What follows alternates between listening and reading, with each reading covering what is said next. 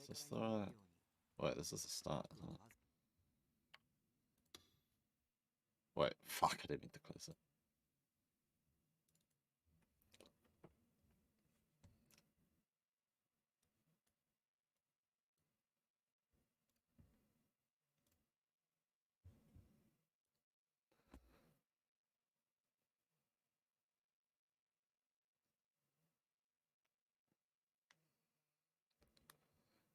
In reverse, maybe?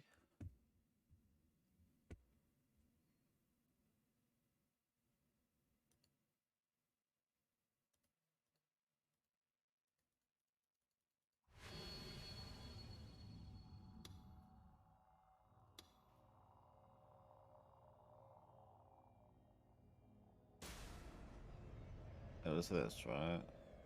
1203. Sounds about right. Yeah. I hope so. Oh, shit, I don't know.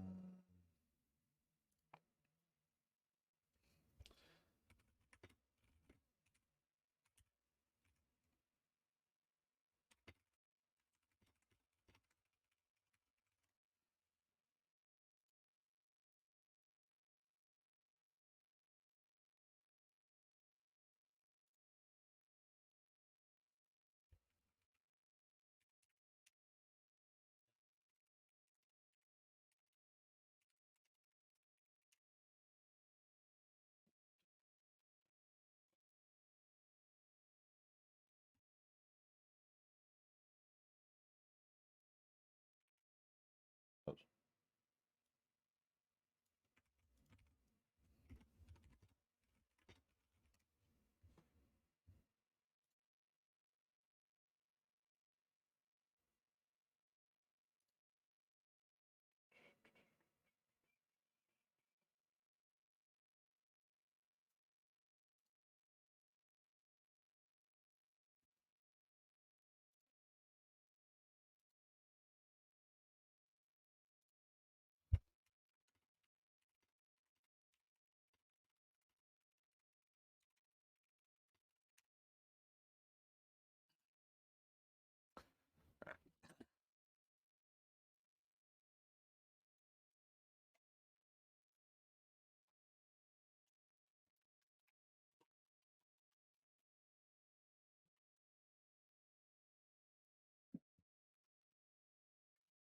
Do that.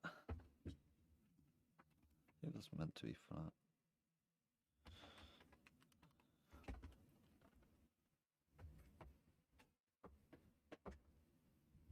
Right. I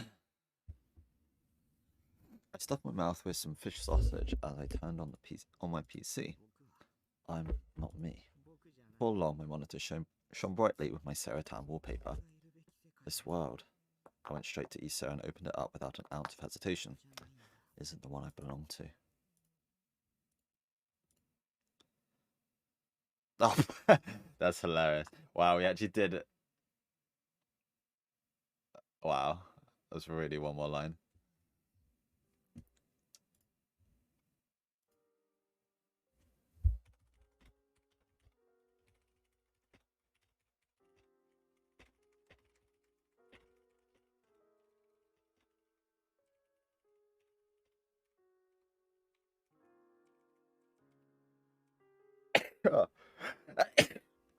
Oh,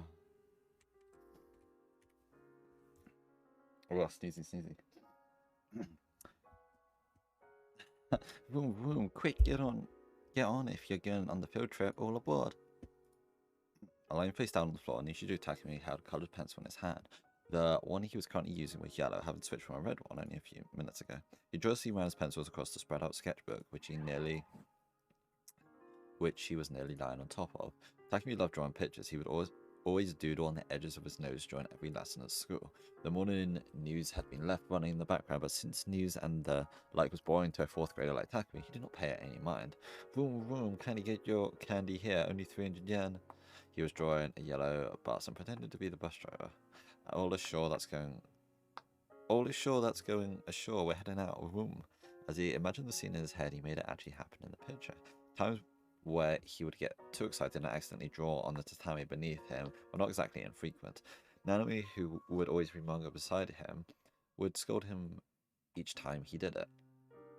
She had some nerve considering she was the little sister, usually saying things along the lines of, "Oh, come on, don't get the floor dirty." Even so, Takumi never became any less immersed in his art. However, when he got to the point of drawing the people in the window, his hand suddenly stopped.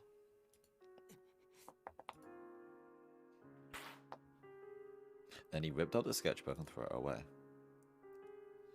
On the previous day, on the day where the autumn field trip had only been one more day away, Takumi had suddenly been told by his parents that he couldn't go, even though it had been something he had been looking forward to for a very long time. So much so that he had been in a constant state of excitement for the entire day, wanting the next day to arrive as soon as possible. That cruel declaration from his parents was something Takumi absolutely could not accept. He kicked and screamed, saying he would definitely go no matter what, but it was no use. His parents would not listen no matter what he said, choosing only to repeat the same words again and again. "You just can't. We're doing this for you, Takumi." Takumi sunk into his bed and trembled with so much frustration he was very close to ripping his futon to shreds. He resented his parents from the bottom of his heart. For Takumi, that field trip had been a big event that could not have come soon enough. Everyone else in his class could go, but he alone was not allowed to. From his perspective, that was beyond unreasonable. Takumi was in a lonely world. Everyone else was in a super fun world. To him, it felt like he alone had been completely cut off from it. He could not forgive the teacher, his classmates, anyone. They had all left him behind. And he especially could not forgive his parents for the sudden unfair decision. Those feelings transformed into pure hatred towards his parents and towards all of his classmates. Takumi bit his lip hard enough to draw blood and muttered curses at them over and over. "I don't think anyone should be allowed to go." The following morning arrived. The phone had been ringing over and over since dawn. Each time his mother would pick up the phone, she seemed to be very shaken while talking. Takumi could not even get a wink of sleep. The clock passed 9 a.m.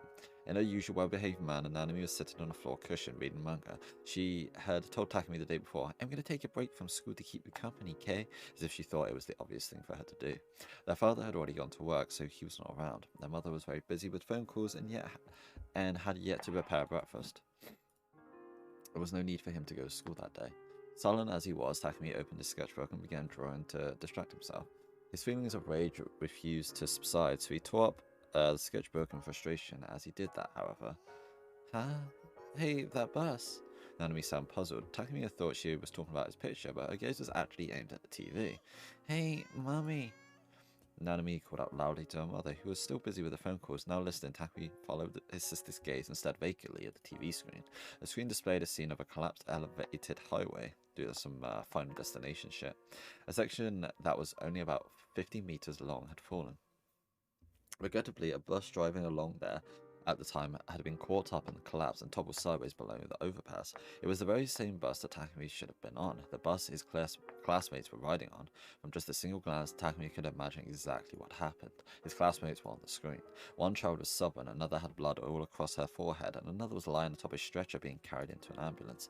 The reporter was announcing the state of the accident with a grave look on their face, but Takumi did not really understand what they were talking about. "Taku-chan, it's awful." His mother was standing at the entrance to the room, holding a cordless phone. Her face was pale. "The bus for the field trip was in an accident on the highway. It's on TV right now." "And Mr. Sato died?" For some reason, Takumi was already sure of this. Everything happening on the TV was eerily similar to what he had pictured in his head the night before, when he had been overwhelmed by frustration and hatred. There was only one feeling that occupied the depths of his mind, a peculiar conviction, one where he was sure that he had precognitive abilities. Long ago, a show on the TV that examined people who claimed to have ESP had been etched into Takumi's mind. A person with precognitive abilities had appeared on the show and shocked the world at the time by demonstrating frightening ESP in the experiment. The experiment verified whether or not the psychic could guess which of 12 items were placed in which numbered box. They did this by placing the subject in a different room, then proceeding to have them predict which cards with the item name on them belonged to which box. Afterwards, staff members in the other room would place the actual items into the boxes and verify how many of the psychic foretold. The person on the show received an incredible 90% accurate. It's 90% correct, causing an uproar amongst the entertainers. As this happened, Takumi tested if he could predict things the same way the psychic on TV did, and got every single one correct. Of course, he did not tell anyone else about this. So as he gazed up at the TV, he believed that the accident was yet another instance of his precognitive predictions being exactly right. It sounds like over half the class is injured. Oh, how awful. His mother tried hugging him as he laid down, but Takumi avoided her grasp and crawled to the corner of the room. But I'm so relieved. Her eyes swam about as she whispered in a hollow voice. I'm so relieved that I made you stay home, Taku-chan. Takumi felt sick. They were useless, he thought to himself. His abilities had not made a single difference. Just thinking about it made his heart turn to ice in an instant. After that, Takumi stopped speaking to others for a while. He quite literally went mute. He did not say a single word to another soul. His parents were worried about him, and their already overprotective habits escalated even further. Takumi started to find them more and more ridiculous and decided to deliberately play the act of a mute boy. He thought of it as revenge against them. Due to his complete lack of talking, his mother took him to be seen in a psychiatry ward of the general hospital, and he was diagnosed with PTSD. Since Takumi did not actually have PTSD or anything of the sort, he never once took his medicine. He merely pretended to drink it. His parents never realized he was acting, and in the end, he didn't feel even a hint of pity as they worried themselves sick over him.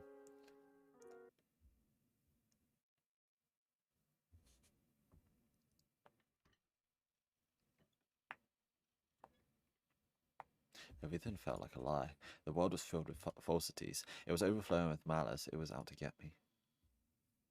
Shit. Please log into the chat room you always use and take a look. Then you'll understand that's what I'm saying is true. And everything I said, it was all genuine. I hope you can at least believe me about that. After bombarding me with her nonsensical theories, Yua had said that one last thing before she'd left. There was no way I could believe her. How the hell was I supposed to believe someone that had been lying to me this entire time? I refused to believe that everything there was me, like you had said. Everything she said about me being Shogun was a total joke. I wanted to believe that. When I checked the timestamps in the chat log, there was no mistaking that the conversation wasn't matching up. Have I been sleepwalking? Problem was, during the time Shogun appeared to be posting in chat, I hadn't been sleeping at all. If I recall correctly, I had indeed been at a cafe at that time, but I hadn't slept, so I couldn't have been sleepwalking. In that case, I wondered why I didn't have any memories of posted as Shogun. Maybe my body had been being controlled by someone else, which would mean... No, that's ridiculous. I felt that the best way to calm myself down was to escape from reality into the fictional world of Iso, and also everything was fake, a lie. At the end of the day, its world was just a part of a video game, but in Baselard, I could become the godlike existence known as Nadehard. A fabrication like that, a lie like that, was something I'd readily accept. I wanted to stay there. Nobody would mind if I did, would they? Or maybe. The world of Iso was actually the real world, and my own reality was the fake one, just a game. In that case, Nichijou Takumi would be a fictional character, and Nadehard would be my true form. Hey, Nadehard. I called out to the paladin standing inside the monitor. Was I controlling you, or were you controlling me? Which was it? Could you be real, and I am mere avatar? What if the world I was in was just a game in and of itself? If that were true, that would solve every mystery I was struggling with. What if, just like how I was staring at Nadehard within my monitor, what if someone was staring at me in the exact same way? Oh, that's kind of creepy. Whose eyes are those eyes? That would make them the player controlling me. If I did have someone controlling me, would it kill them to do less of a shit job? Though I guess an avatar couldn't really complain. It would also explain how Shogun and I could be the same person, validating that theory. Come to think of it, it was kind of like what Lieselot was. Nadehard and Lieselot couldn't possibly exist at Baselard at the same time. I was the only one playing. I was the only one playing as them after all. Maybe Shogun and Nisuju Takumi were similar and couldn't exist in the world at the same time. It was also possible that it was a bug. Speaking of bugs, encountering that bizarre girl in a murder case, as well as a whole bunch of other stuff that happened, could have been bugs too. Oh my god, that scared me. Jesus Christ. I looked away for a second. The image Shogun had sent me flashed through my mind. I gripped my head with my hands and frantically shook it away. I wanted to run from everything. If, maybe, just maybe, there was a player controlling me. Please reset me already. Just remake my character and start from scratch, please. Okay. Restart.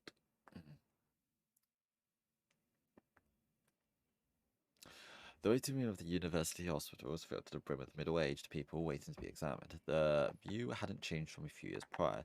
It almost made me feel as if time itself had stopped there. Moreover, I just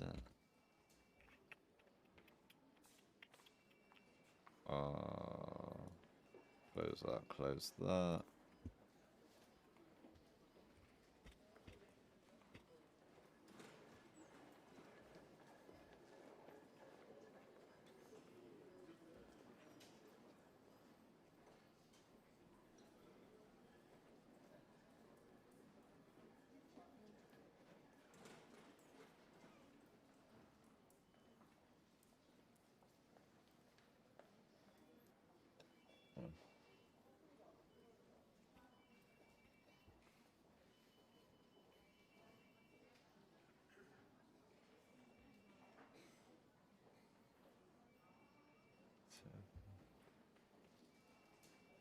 Huh. They got adapted like instantly.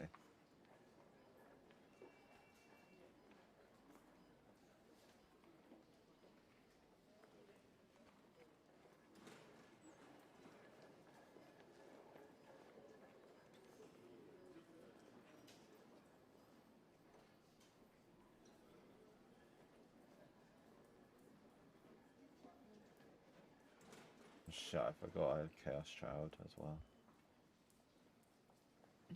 Exciting. Moreover, everyone there looked miserable, and the smell of disinfectant pervaded the stagnant air. It was the kind of place that sucked all... Oh, someone's dying. The kind of place that sucked all the life out of you and made you wish for the sweet embrace of death in 5 minutes tops. I didn't like hospitals. Does anybody? The way the lobbies and countless people, yet the corridors...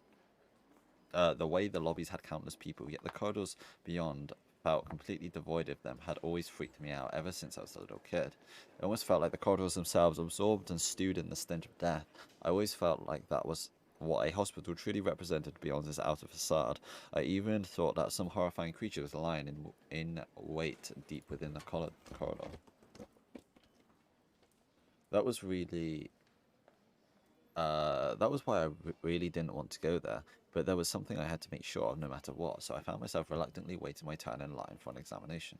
Even when I tried to fully immerse myself in ISO, the bombshell that Yua had dropped on me continued to swirl around and round in my head, and I hadn't been able to concentrate for even a second. As a result, my mind had been torturing me with all the various possibilities all the way until morning, and I'd become genuinely scared that something was wrong with me. That was why I went to hospital, to get an official stamp of approval from a medical professional that said Nishiju Takumi is completely normal. I wanted to prove that it wasn't me who was abnormal, but Yua. I was used to coming to the hospital's psych ward, and yet when the grill at the reception asked, "Is this your first time?" I nodded without thinking. Ever since that bus accident, my mother had regularly taken me here for checkups. During middle school, my physician said that I completely recovered, and I stopped going after that. This was my first time coming back in about 4.5 years. Oh god. Am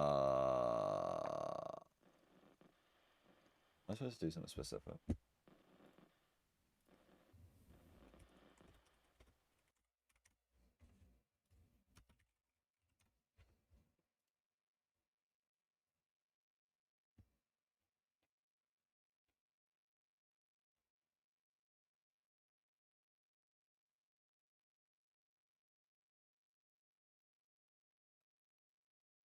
Okay, so there's nothing until chapter 6. So this is the only other thing.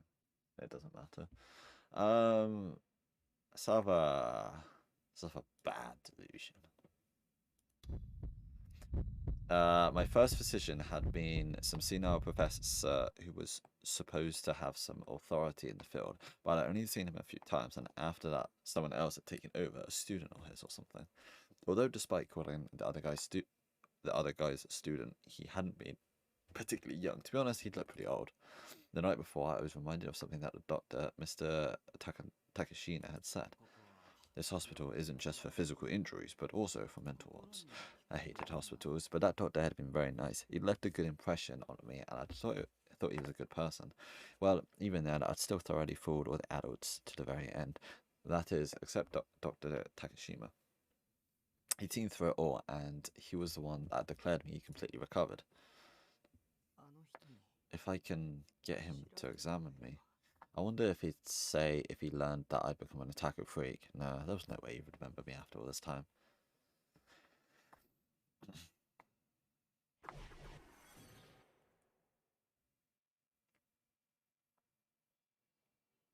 It didn't take long for me to be called into the examination room. I expected to be waiting there for quite a while, but I guess I was wrong. Why had there been so many people in the lobby then? Maybe they were being paid to sit there just to make it look busy?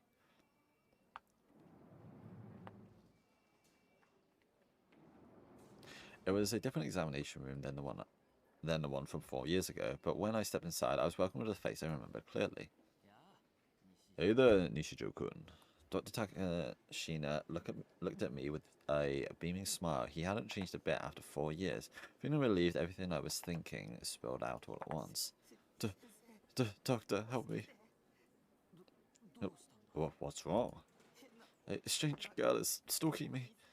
If I don't get help soon, I won't be able to go to school, and I won't be able to go home either. I can't relax anywhere. She might find me. Please calm down, Nishijo-kun. I can't just calm down. There's something wrong with that girl. I'm perfectly normal, and not just you, that demon girl. Yeah, that demon girl is the true culprit. The true culprit? The new gen culprit. There's no doubt about it. It was at the scene of the crime when the corpse was being crucified. I saw that girl. Everything's going to be alright. You needn't worry. But for now, let's take a deep breath and relax. How does that sound? Having been admonished by him, I stopped talking. I didn't understand how he knew everything would be alright, but he was a professional, not to mention Dr. Takashina. So I guess he must be right. That was what I told myself. My breathing was ragged, likely thanks to getting so worked up. I took a deep breath. Dr. Takashina stared fixedly at me. What concerned me, however, was that the look on his face was pretty serious. Is everything really gonna be alright? Of course. Even though such a dangerous girl is coming after me? How can you say that for sure? Would you like to know why? When I nodded, he slightly shrugged his shoulders. He spun the pen in his hand around his fingers, likely out of habit. Well, it's quite simple. After all, that girl does not exist in this world. You are merely terrified of your own delusion. His tone of his voice was so gentle it was eerie. I started trembling all over. I couldn't stop it. Why was this happening? Even though Dr. Takashina was being so nice, Nishijo-kun, you have never seen that girl in reality. Do you understand? No, I don't. Well, how about I put it more clearly? There is no conceivable way that you could have seen that girl. Because for the past 7 years, you've never taken a single step out of this hospital. What the fuck? Huh? What the hell was he? You've been hospitalized in the psychiatry ward for 7 years. You are aware of this, yes? Aware of... What the hell could he be talking about? How could he casually spout such insane bullshit with a smile on his face? I inadvertently glanced down at the clothes I was wearing. When I come to the hospital, I was wearing a denim long-sleeve shirt on top of a blood-toned t-shirt, along with the only pair of jeans I had. That was the outfit I should have been wearing, but for some reason, I was now wearing a hospital gown. A one-piece coloured pale yellowish green, a simple piece of clothing tied together with a cord that hung in the front. I wasn't even wearing shorts down below. When I had changed clothes... This is our isolated hospital ward where no visitors are allowed. Hospitalized patients are divided into different floors by gender, and you cannot go between them. Why is his voice so goddamn quiet? Every nurse in this psychiatry ward is a man. Your hospital room houses only you. There are no windows either. In other words, you have not had contact with a single woman in 7 years, including your own family. Do you remember now? He was lying. He had to be. I hadn't been hospitalized at all. I was living on my own in Shibuya. I was a pretty well-known high-level player in ISO, and I even went to school. Sure, I only went in accordance with my minimum attendance chart, but that was still 2 to 3 times a week. I'd even just had a fairly professional, cordial chat with a nurse at the reception desk. Is this your first time here? Yes, it is. Alright, then please fill out this form as you wait. You have to be lying. You have to. Do you truly believe that? As he murmured that, Dr. Takashina scribbled something on the medical form he was holding. I couldn't tell what he was writing. It wasn't Japanese. Was it English? No. German? If so, your mental state must still be abnormal. We'll have to ensure you remain hospitalized here for a while longer. He gave me a single fleeting glance. His eyes were full of pity, even though he'd never looked at me in such a way before. I collapsed to my knees helplessly, tears poured from my eyes. Oh, I see. It all makes sense now. All my memories up until now had just been delusions. It was me all along. I was the crazy one. What a cruel twist that was, then again. It wasn't like I cared anymore. Even if they were delusions, they weren't fond memories anyway. I mean, I could just make new ones, right?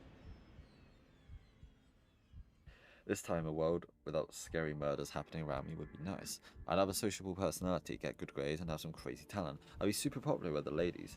My friends would all be hotties, as hot as the hottest swimsuit models, and what's more, everyone would love the ever-living shit out of me. Then I proposed that we should all start living under the same roof, and after that my new life would begin. It wouldn't be easy, but it would have its ups and downs, but it would be fun. There'd even be a bit of slapstick thrown in there. I forced myself to laugh. My face twitched. I wanted to die. I abruptly came to my senses and found myself sitting on the sofa in the lobby.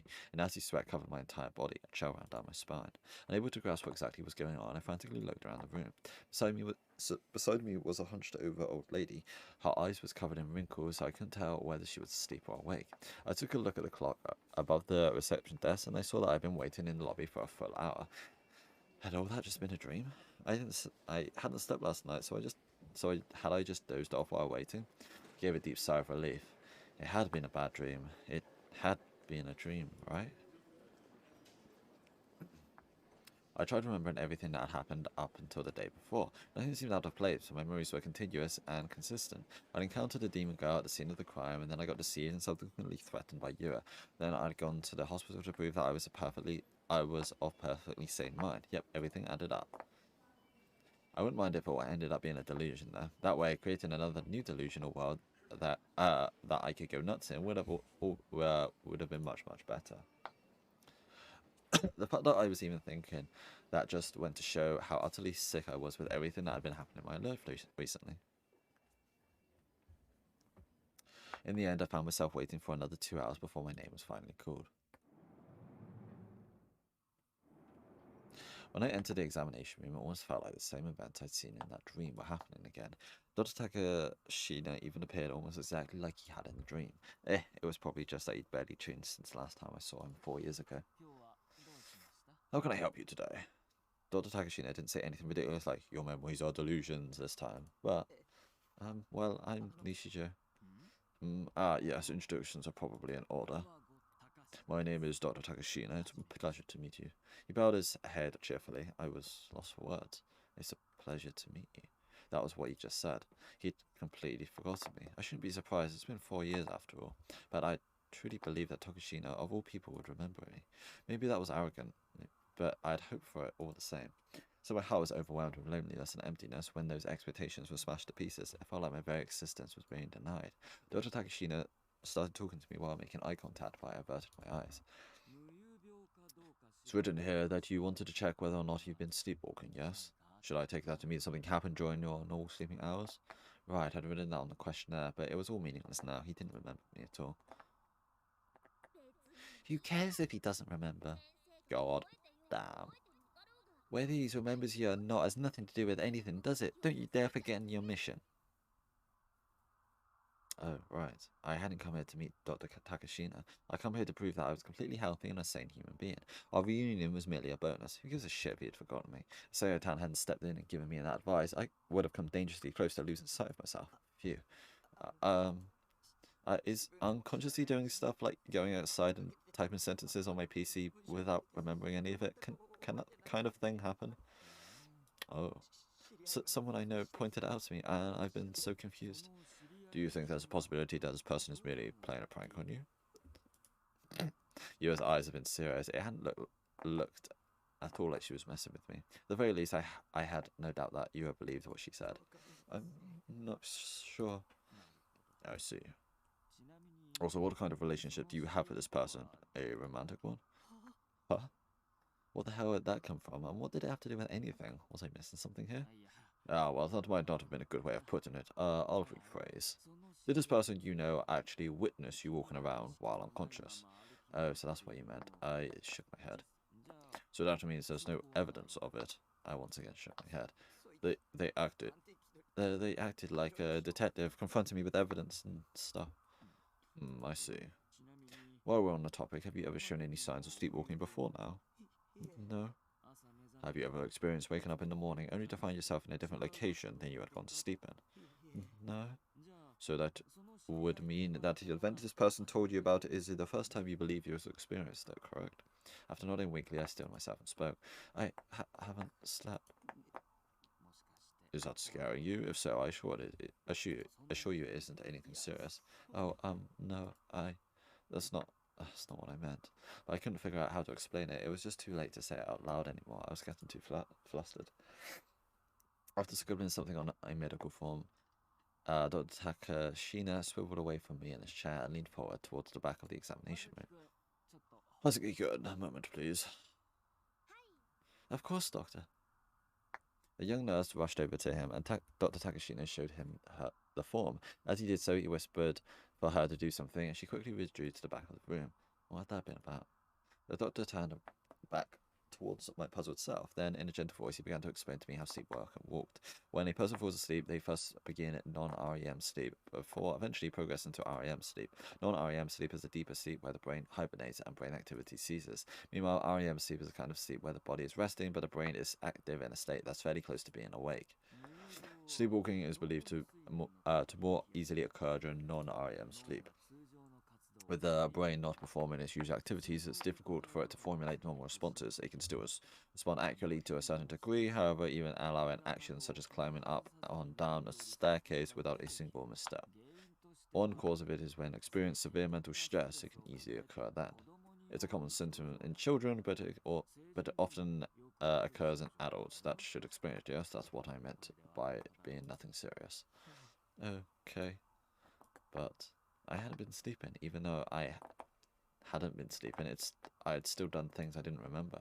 The time Shogun had been posting from room 37 in the chat room should have been when I was busy playing Iso. Could sleepwalking really be possible there? I wanted to ask him that, but he was already moving to a different topic. There are many ways to check whether or not you've been sleepwalking. As for the most quick and easy way, well, we'd have to lie you down on this bed right here. Ha ha ha. However, there may be certain conditions that need to be met in order for it to occur. For example, it might not happen if you aren't lying in your own bed. While you may be walking around in an unconscious state, you could be walking around aimlessly. Or you could be driven by something compulsive, leading you to walk around with a series of goals. Moreover, it could also require specific conditions in regard to your mental state. For example, you would be able to relax in your bed at home, but you would have no way of relaxing here. Well, what do you think? Would you like to try sleeping here regardless? I had nothing to lose, so I didn't see a reason not to try. Then after I proved I wasn't sleepwalking, I could try asking the real question I had in mind. The nurse from before, Hazuki-san or something, guided me over to the hospital bed and located at the back of the room. And it wasn't a bed meant for sleeping, it was firm and uncomfortable. Then again, considering the sofa I usually sleep on, that shouldn't pose any problems for me. I'll come to wake you up in about 3 hours from now. This nurse was pretty damn cute. As I lied on the bed, I took a quick peek at her face while being careful not to make eye contact. Her baby face made her look kind of unreliable, and she even had this almost despondent aura about her, but she was doing her job pretty well. She felt like a heroine right out of a classic Erike, one with kinky hospital sex. I'll make sure to keep a close eye on you, so please relax and have a nice rest, okay? Basically, if symptoms of sleepwalking occurred, like I started wandering around on my own, she'd make sure to take care of me. Well then, good night. A little blushies. Cute. After giving a slight smile, the nurse closed the curtain and left the hospital room. Now surrounded in pure white curtain, I took a deep breath. All around me I could hear the voices of doctors examining patients, the sound of nurses running around, and the sound of the door to the examination room opening and closing. Yeah, I doubted I'd be able to relax here. Could I actually fall asleep like this?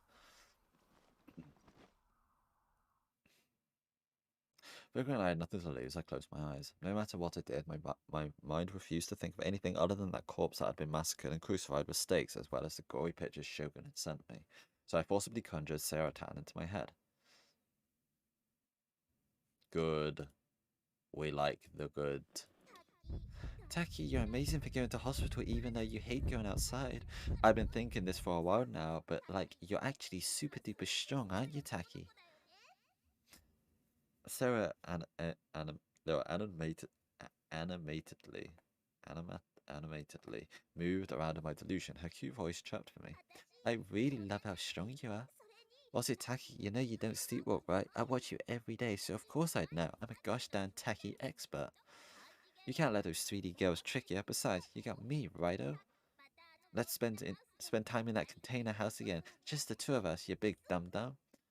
Sarah-tan, you're so cute, Sarah-tan. She really was my ideal waifu. There wasn't a single woman better than her. 3D? The fuck was that? Ugh, I want to go home already. I want to go home and have Sarah-tan welcome me back with a smile. Wait for me, okay, Sarah-tan? I'll be coming home soon.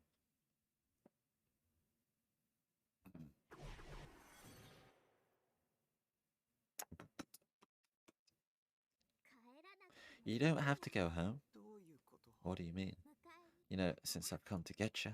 An incredibly realistic whisper reached my ears. It almost felt like something was poking my cheek. I slowly opened my eyes. The fuck is that? Morning, you big dum-dum. Is that supposed to be Sarah? What the fuck? Beside the bed stood Sarah-tan, pre-transformation Amanogawa Soa version. Oh, okay. And she certainly wasn't at 1/8 scale. She was life-size, and she was moving smoothly. With a gulp, I sat up and reached out to try and poke Sarah-tan's breast. As you do. Whoa, whoa. That was squishy. I love she's no figure. She's the real deal. Sarah-tan has joined the realm of 3D. No, Shoei, this is 2D, of course. Wait, it is? Even though they're so squishy. It's 2D squishiness, silly. I didn't get what she meant, but as long as it was squishy, it wasn't like anything else mattered. I realized in my rapidly growing bath, the life-size Sarah-tan was insanely cute, so America and that, and most importantly of all, she was real. Thanks to that, the passionately that came from me from touching her, and the fear of her potentially hating me for it had become much stronger. I'm sorry, Sarah-tan. I don't mind if it's you, Taki. Oh, really? Yeah, though I get real steamed if anyone else did something like that to me. Especially guys like Susumu. If that guy ever tries to grab me, I'll smash his patootie right to the moon with my bat. Shh, quiet now. If you're too loud, the nice nurse lady might find us. Sarah-tan must have been mindful of the world outside the curtain. Without making a sound, she then took off her shoes, climbed onto the bed, and then pop on me. What? Oh, we're saying something out loud again. I hardly covered in my mouth. Alright, that's cool. Yep, we're not gonna read that. Johnson was about to give us that. What a line. Sarah-tan drew her face close to mine. A sweet aroma filtered into my nose, so that was how Sarah-tan smelled. Hey Taki, I've got an idea. You should become 2D too. What's that supposed to mean? Well, you're still 3D, aren't you? So I'm gonna make you 2D, just like me. Sound good? Can you really do that? Of course I can. Besides, it feels super good. I could hear the sound of nurses hurriedly walking about and the voice of doctors examining other patients. We were in a place separated only by a single curtain. If that curtain were open, we'd get found out for sure. That heart-pounding thought combined with the taboo nature of doing something like this in a hospital, I was getting lightheaded. And to think I was committing such obscene acts with my number one waifu. Ah, so this is what bliss is. All other thoughts have been pushed out of my mind, and so in response to everything Sarah-tan said, I nodded. Now that's the spirit. That's what I love about you, Taki. Then Sarah-tan firmly pressed her lips against mine. Oh wow. She was so soft. Was this the softness of 2D? Was it more soft than the real thing? This sudden borderline hate scene turned my thoughts into pure spaghetti. Mum spaghetti. I had no idea what the hell I should be doing. Then, in the face of my bewilderment, Sarah-tan pushed her tongue between my lips. Alright, this is getting a bit, We're just, yeah, we get it, they're kissing. She was very thin. Since she was 2D, you know, flat as a board and yet squishy and voluptuous at the same time. Wasn't this basically the same as kissing paper though? Well, I felt so incredibly good I didn't care. Alright. But yeah, that's, yep, they're kissing. Yep. Oh. What? She was pulling on it hard, so hard that I felt like it might rip off, and it wasn't just my tongue. The inside of my throat felt hot. My eyes felt like they were going to pop out of their sockets. I couldn't breathe. My chest hurt. The inside of my stomach churned, and turning into a pulpy, sopping mess. I was being sucked in. Everything inside my body, my organs, my flesh, my bones, they were all being sucked in by serotan. This is the 2D ritual. I could feel my pounding heart rising up from my throat. The thick blood vessels tearing off one by one. It was an impossible sensation. It was incomprehensibly painful, and yet I felt even more pleasurable. My entire body had become an erogenous zone. Yes, my entire body, not just the outside. But the inside of my throat, my heart, my blood vessels, my lungs, my intestines, having serotonin violate the inside of my body, suck it all in and devour it whole. It made me so happy, and that happiness, the sheer ecstasy I was feeling, it made me feel pain. Oh my god. This understood me. Jesus Christ.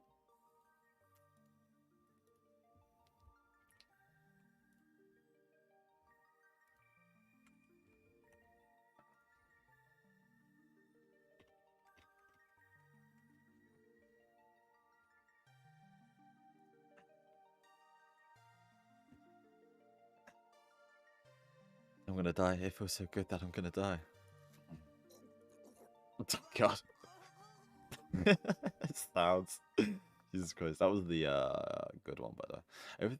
After everything inside my body has been sucked out, Serotan pulled her lips away, satisfied. Her mouth was dripping with a mix of blood and drool. Taki, you were so scrumptious. She gave a bewitching smile. I didn't have the energy to respond. She had taken everything I had. It was the first time I'd ever experienced such overwhelming pleasure. I was in a total gaze, fog enshrouded my consciousness, and my thoughts were a blur. Go on, Taki, give your body a little look-see. With this, you're now a permanent member of the 2D world. Permanent part.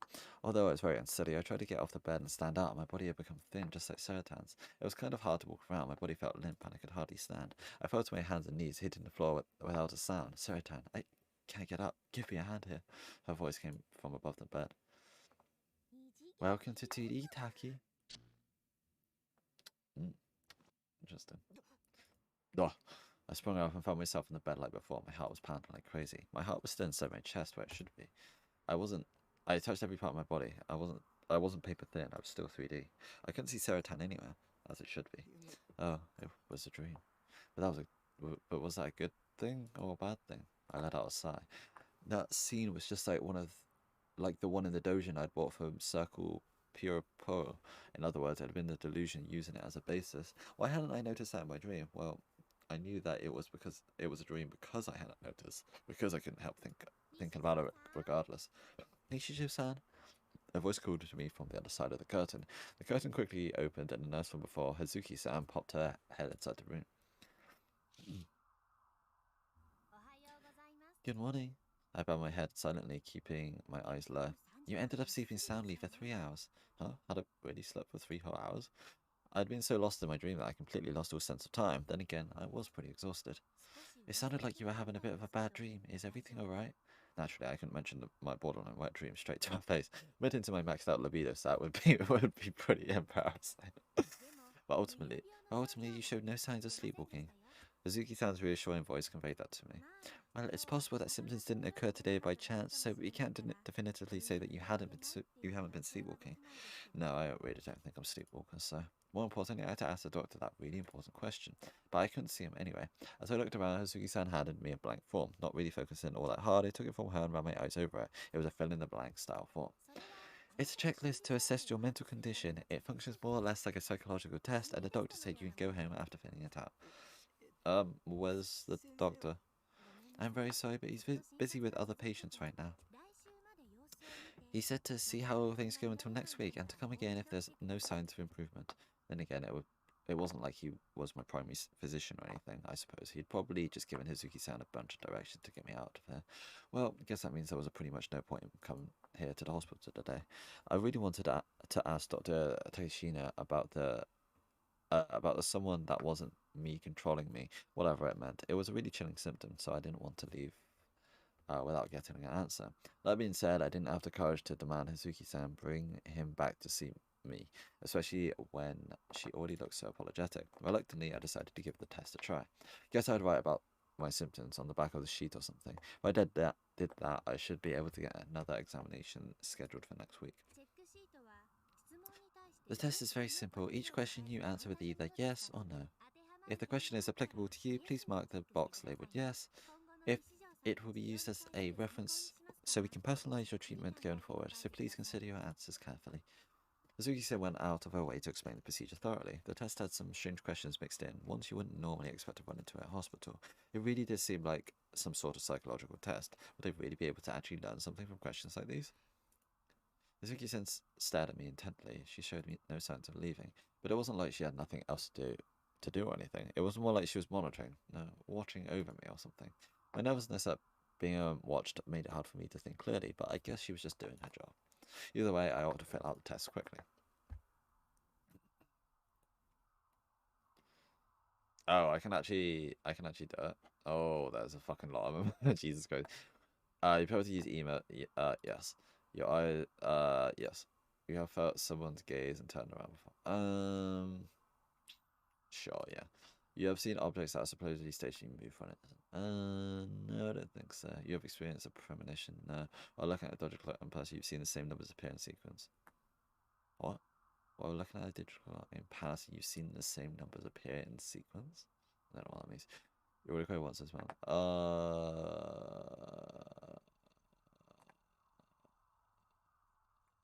I don't think so. You, no. You can you can visualize uninterrupted imagery.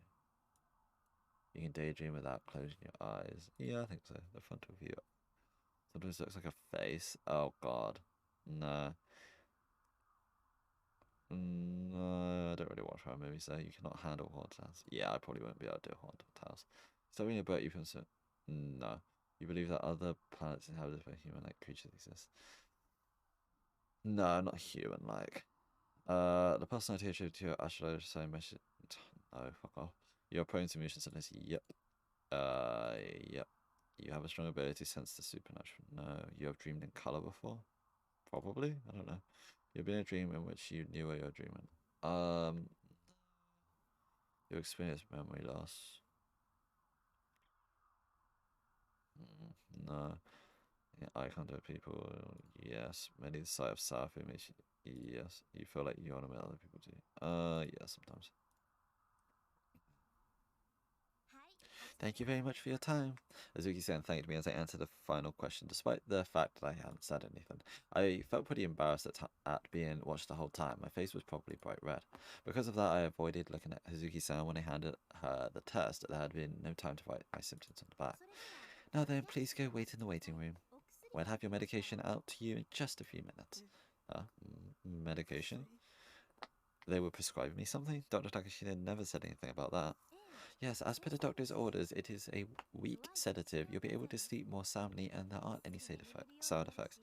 Oh, wow. Thoughtful as ever, Dr. Takashina. And yet, when I realized I was have to wait in the lobby again, my mood was immediately sent spiraling. Yeah, I felt that.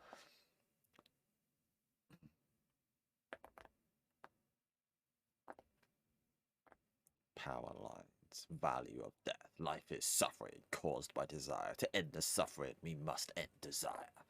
So fucking edgy. By the time I'd gone back to Shibuya, it was already evening. The hospital was technically in Shibuya Ward, but since Yoyogi was the closest station to it, commuting by train was the fastest. But the Yamanote line had been as crowded as ever, and despite only being 2 stops long, the trip back still made me incredibly tired. Riding the train any further would have been a pain in the ass, so I decided to get off at Shibuya Station and make my way back to base from there. Even then, there was still tons of people outside the station. I despised the crowd, seeing me my head spin. Not wanting to stay much longer, I tried to speed walk out the scramble crossing. But even Walking straight was nigh impossible. Stumbling even slightly caused people from both behind me and behind and in front of me to bump into me. What's more, a bunch of people handing out pocket tissue packs blocked the way, practically forcing everyone who passed by to take them. Fed up with everything, I ignored the first person handing them out, but took some off the second girl because at least she was a cute girl. I was so sick and tired of these people handing out tissue packs and shit to push their products. They didn't have anything better to do than stand in the middle of the road. Well, whatever. It was free, so might as well take it. Inside the tissue pack I took was a red flyer, and there was a paragraph's worth of shit written on top of it with white ink. Talk about ostentatious. Like, holy shit, you couldn't exactly miss something with that color scheme. As I walked along, I gave it a quick skim. Type B blood is in short supply. Currently, Shibuya Ward is suffering from a severe short supply of type B blood. This had only continued to worsen, and we've been struggling to secure the proper quantities of blood for those in need of transfusions. In the worst case scenario, this was okay. So I read it, I thought about it before my filling in the hospital. I didn't have any memory of filling out something like that 4 years ago. Maybe the way they examine patients had changed recently. Even though I know something felt oddly familiar about the test. Deja vu. I've been getting hit by it all the time recently.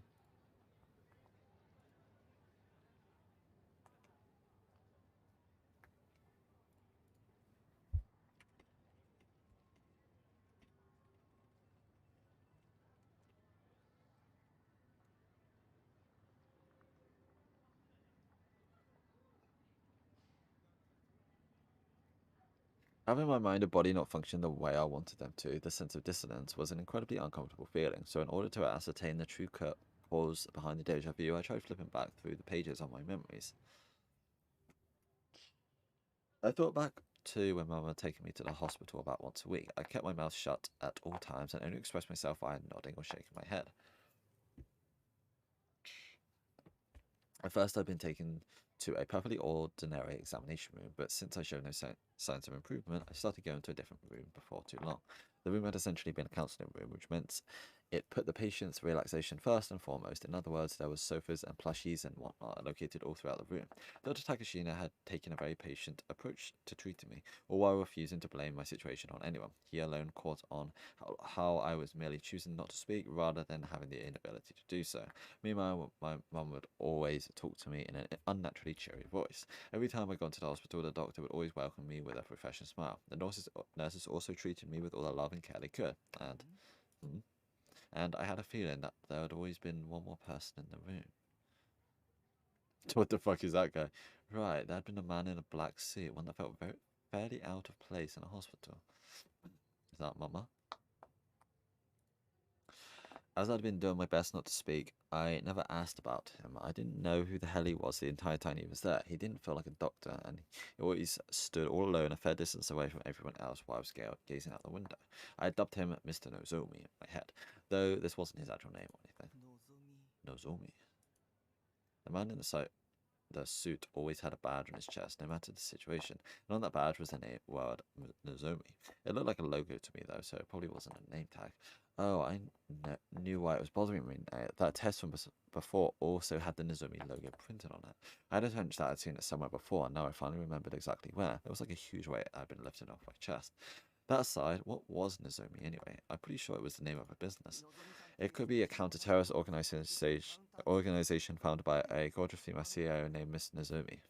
Just like a manga.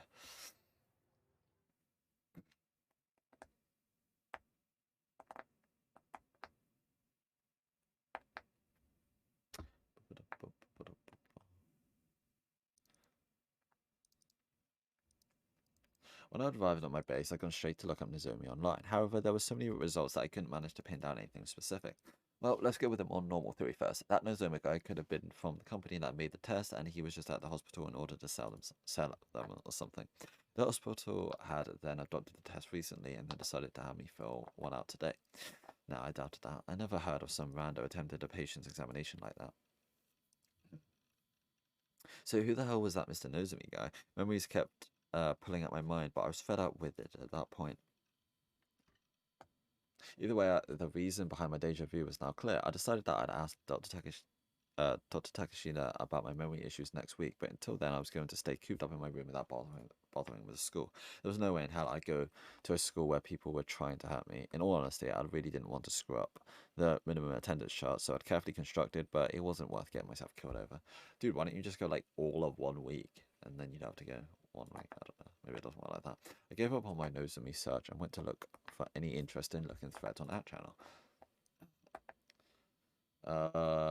Morning annals, new gen news bearer, group dive, man child, crucifixion, to be continued, shadows. The news board was almost completely filled with new gen threads. Even the ESO board had threads like, let's try and replicate new gen crimes in ESO. And to be honest, I was beyond sick and tired of the whole thing. Bit weird. Diving back into ESO, I found Grim. Grim, that's his name. Keep forgetting his bloody name.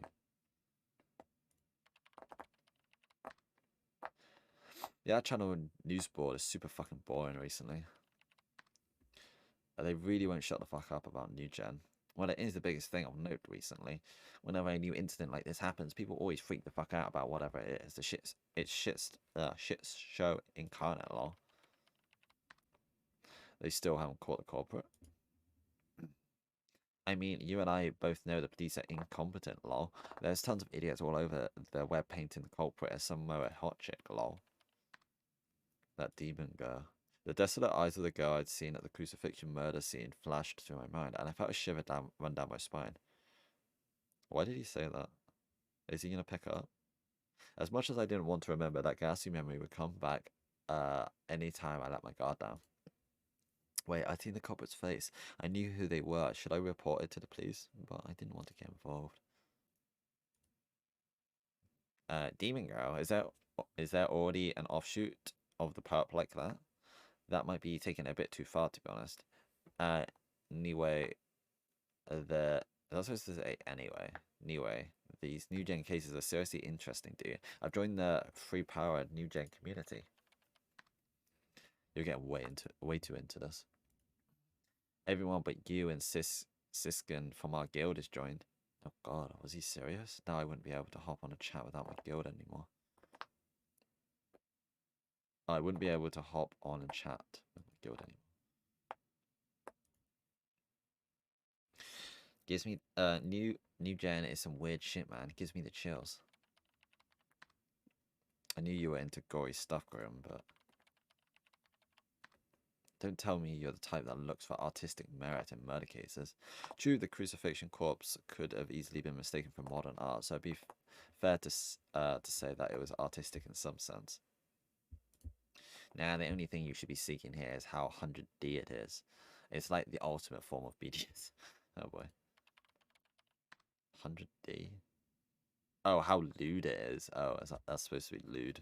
Jesus Christ. This guy's hopeless. I better do something better. Something quick. You'll get it once you leave behind your virginhood, Nate Hartan.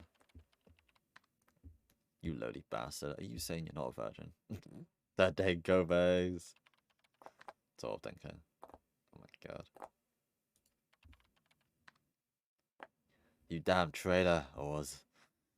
Back on topic though, the site pulling all the info together is filled to the brim, so you really ought to take a look. Oh, I really didn't want to look. I'm scared to.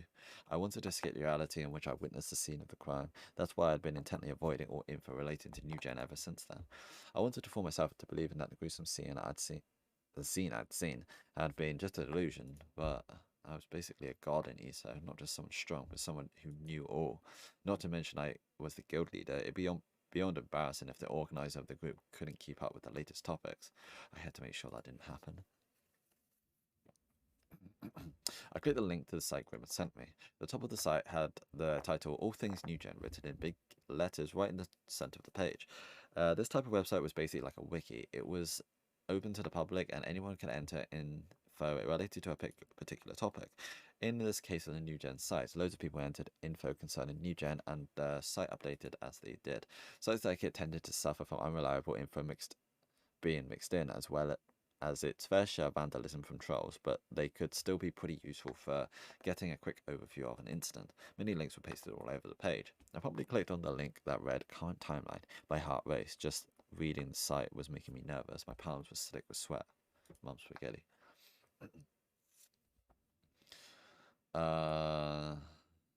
Crucifix and man child group dear for the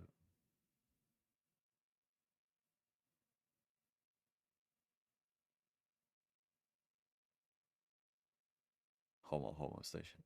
The first incident, dubbed the group dive, was the suicide of 5 high schoolers that had jumped to their deaths. It had happened in the dead of the night on September 7th, which was about a month ago at this point.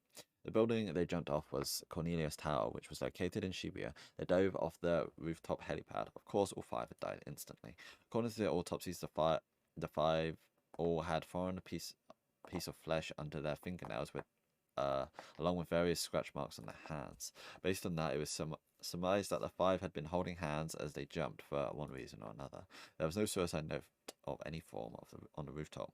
Person online, one of those people acting like Snake, had actually... Was that like Solid Snake? Still cheeky little save.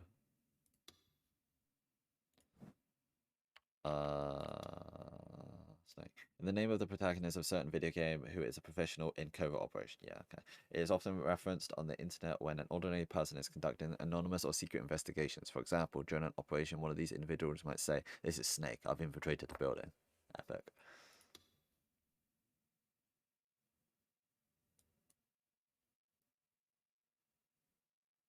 I must have really sounds.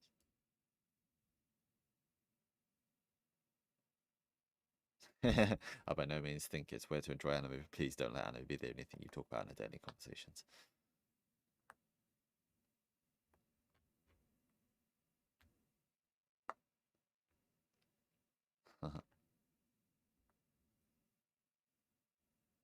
Moderately delusional.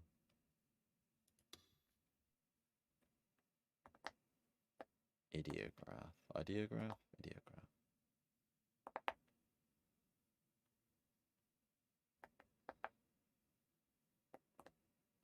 Orts. Ors. This guy's hopeless. Death Notes?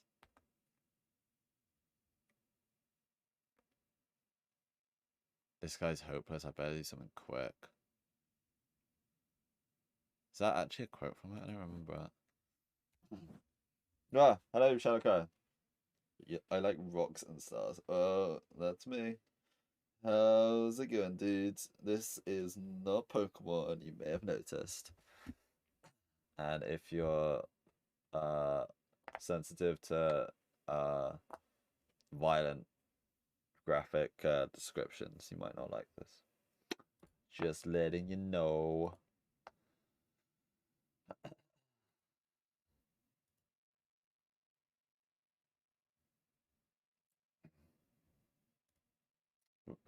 Yeah, but that's fine now. A person online, one of those people acting like Snake, had actually gone to Cornelius Tower themselves and reported that the door to the roof had a sign on it saying no entry to unauthorized personnel, and that it was locked practically 24/7.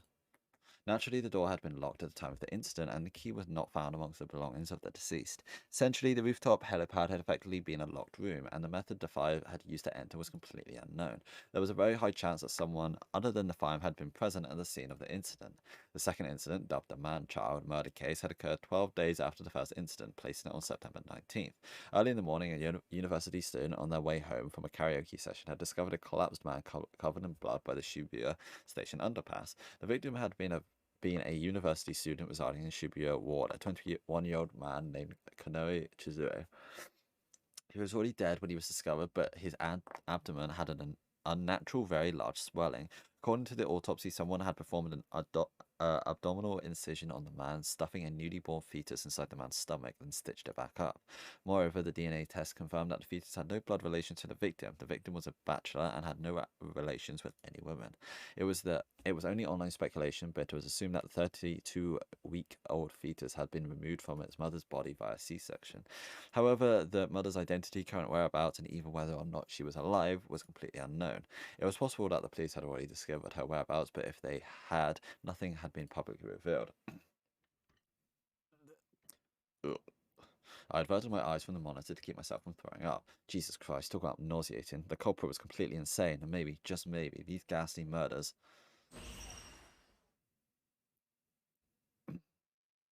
had been carried out by that girl. Dun dun dun. Japan is over! I stared at Serotan in an attempt to bleach my eyes. And with that, I somehow managed to stabilize my mental state. I considered taking the meds the doctor had given me, but Serotan did the job nonetheless. And anyway, while that might have been necessary to maintain Neidhart's honor, reading all that gory stuff really fucking sucked.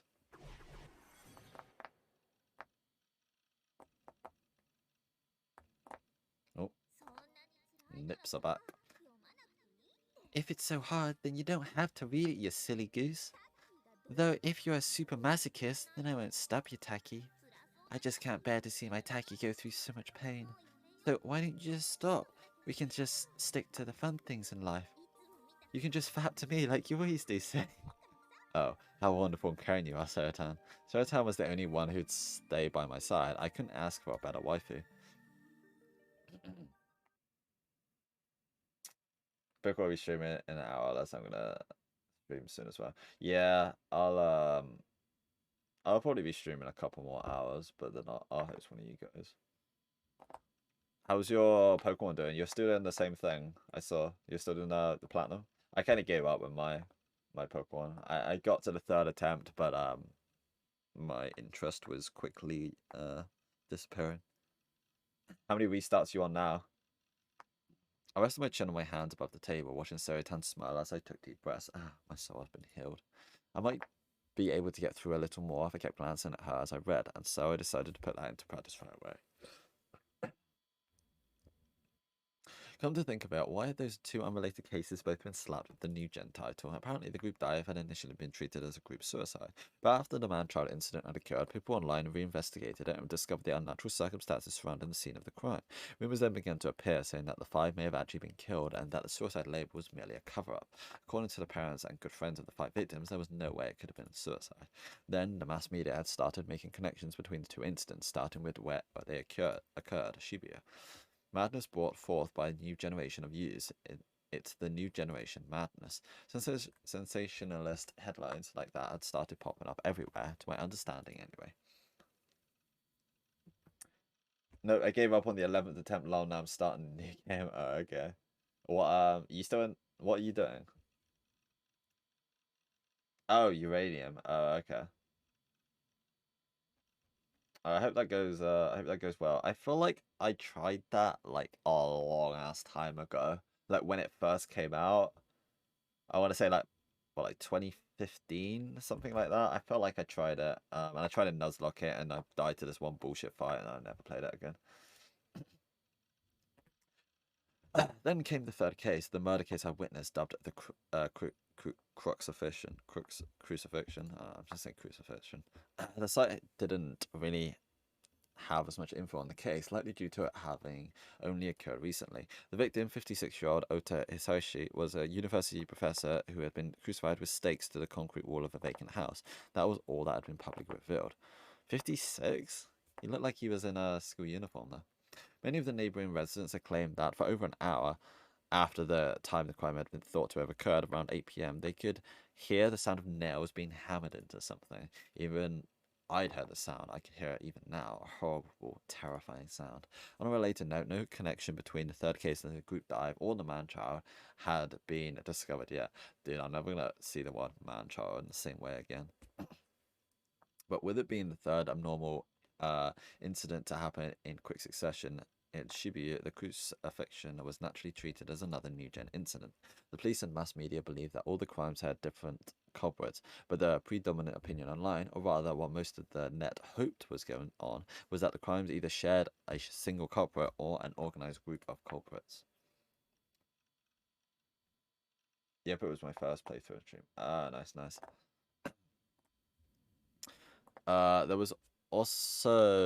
There were also many occult-based theories whispering about online, such as everything had been gone with the earthquake from 2 months ago. 2 months ago, an earthquake with a seismic intensity of 3 occurred with Shibuya as its epicenter. Although the scale was fairly minor, there were still 8 fatalities, which became a popular topic of discussion. Come to think of it, it was true that the new gen cases had begun after that earthquake. Because of that, the new gen occultists argued that the 8 deaths in the earthquake should be counted as the first New Gen incident causing a dispute between them and the New Gen mainstreamers. Regardless, the entire situation was abnormal. After all, despite the fact that 3 brutal murder cases had occurred in quick succession, no clues on any of their culprits have been found. Alright, catch you later, bro. Thanks for stopping by, dude. Hope your stream goes well. And many online were waiting eagerly for a 4th case. 63 morning annals. That's not okay. If it wasn't directly connected to it all, I probably wouldn't have joined in on the chaos myself. The chaos head. You get it. Posted in a few threads, made a few theories. I could have been waiting excitedly for the 4th incident at this very moment. Damn it, all these assholes were just having time of their lives, weren't they? Please, just catch the culprit already. A week had passed since the crucifixion, but neither the demon girl nor the police had made any moves. If they knew I'd been at the scene of the crime, they would definitely come and question me about it, but there hadn't been any signs of that actually happening. Thank God. It looked like I was going to get dragged into this after all. Do you have precognitive powers? That claim you had thrusted at me flashed into my mind. Well, right here's an unaccountable digital picture that can only be explained by precognitive powers. That's why I had to ask. Even though I'd finally started to relax, that feeling of despair came flying right back at an instant. The image sent by Shogun, the data was still on my PC.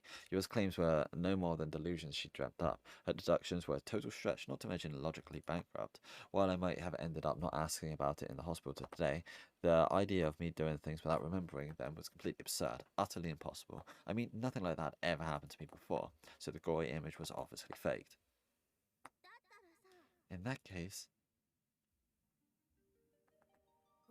you should find proof that it's fake. So let's give the picture a little look-see. But it's so disgusting, I really don't want to look at it any more than I already have. If you destroy that bimbo's argument, Taki, you'll be able to go back to your peaceful life, don't you know? And if you do that, there'll be nothing to fear no longer. So you know what you gotta do. Of course, she was exactly right. You had talked to me as if I were the culprit behind the crucifixion, but that wasn't true at all. I mean, I'd seen the culprit's face, as if I'd let you put the blame on me after that. So with the gulp, I double-clicked on the folder where the images were cached.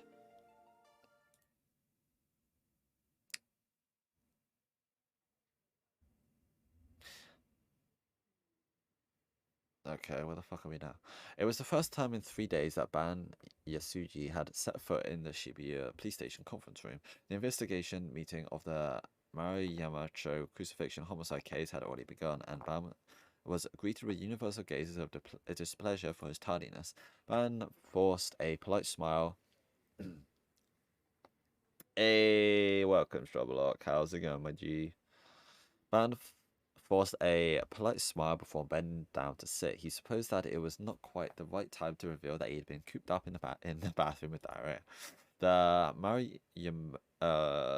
Maruyamacho crucifixion homicide case had been assigned to the Shibuya police station on the morning after the incident. As they were lacking in manpower due to the Cornelius Tower mass suicide case and the Shibuya station undergrad and fetus homicide case, even the third-rate assistant inspector Ban, whom the Metropolitan Police Department's investigation division were practically begging to retire, had been calling in by the main office. Moreover, as all the incidents had occurred within the Shibuya police station's jurisdiction, it was an unusual situation in which a single jurisdictional station was utilizing 3 special investigation teams. Because of this, operations were made quite difficult, with the 3 investigation teams having access to only one large conference room that they had to alternate between. The mass media was hailing it as one large case known as New Gen, and there were rumors that the police would combine the 3 investigation teams in order to make a New Gen investigation division, thus solving the issue of manpower. All the detectives found this prospect completely asinine and regarded it as nothing more than an absolute joke. Assistant Inspector, your report? Ban's superior, Inspector Matsunaga, who was in charge of the investigation team, called out to Ban with a piercing gaze. But Ban did not notice this. He simply continued to cool himself down with a handheld fan as he took a moment to recuperate. Assistant Inspector Ban, are you listening to me? Oh, it's this fucking guy. He was at school, right? The boss is calling you, Bansan. He's waiting for your report. Hello? The whispers of Barnes' partner, a rookie named Suwa, finally got him to realize he was being called. Right, do you want like the lowdown of what's going on so far? It's gonna be a little hard to explain, but I can. Or did you watch the VOD? Don't worry if you didn't. I'm not saying you should, but if you want like a recap, I'll try and recap it so far. Oh, sorry about that. So I'll give the report. You want me to do it? I did tell you if I wasn't here, then so them's the breaks. Hurry up. So aside as his superior jabbed him in the elbow, and then stood up straight and tall. I just love he looks like the most generic fucking guy ever.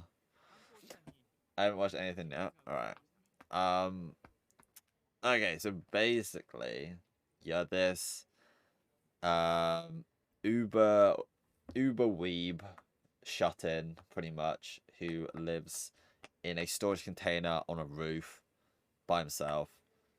He's obsessed with this MMO and he has like one friend on it, but he's like a paladin. He's like a legend in the game, but he's a loser in real life. That kind of cliche, right?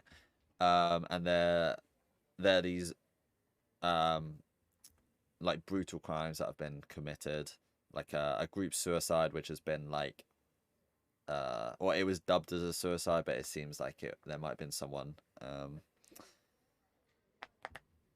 involved. There was this really gross one of a guy that had his chest like opened and then a fetus put inside and then sewed back up, and one that we actually witnessed of this cute girl like crucifying a guy, or not crucifying, but basically like stabbing him with like 100 little crosses. Was it what's the little cross it's called? I don't know. The stakes, like little stakes, and like hung up on a wall.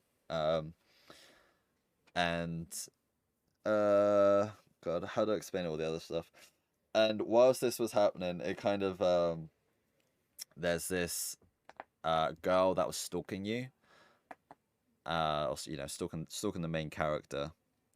And as he was trying to get away from her, he like tripped on a bike or something and injured himself, and she came over and like helped him up and took him to your room, and she likes like the same anime as you, so they kind of got on. He's still like really nervous around her, but like they kind of got on. But it was all like a facade. Because she saw that he had one of the stakes from the murder scene in his room, because he had like picked it up, and then like he was like, oh, what the fuck is this, because they were all over the floor, and then he like saw the murder and the girl like that was covered in blood, and he fucking dipped back to his room, but he had it still in his hand, so he had it like under his bed, and she found it, and they were just sitting on a bench like having like lunch one day, and her bag fell open and she had like loads of paperwork around it, and she confronted it, and she went from like this sweet like nerdy girl to like, I saw you, like that sort of shit. And then there's this whole thing about he has delusions, and you can make it like a bad delusion or a good delusion. That's sort of like the most gameplay sort of part of it. And there's this thing about like he has precognitive powers, and yeah, if you want like, you know, obviously if you want the whole sort of story, then you'll have to like either read up on it or watch the VOD. But yeah, basically, I don't really know where we are exactly. This isn't our character. We're very occasionally we jump between different characters, and this is like, I don't know if this is like a third point of view, a third person sort of thing, but we're in the police station discussing the crimes.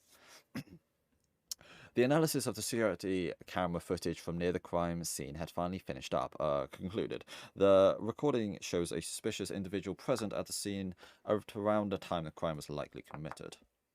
Murmurs echoed throughout the conference room. The relaxed atmosphere from before had been turned on its head. The other detectives began to take frantic notes in order to not miss a single word of Sua's report. Considering the situation, it was no surprise that they were so frantic about it. After all, 3 horrific cases had occurred within their jurisdiction in the span of a single month, only one of which was not ruled as a homicide as of yet. Their strong determination to find the culprit, even in the face of their reputations, was only natural.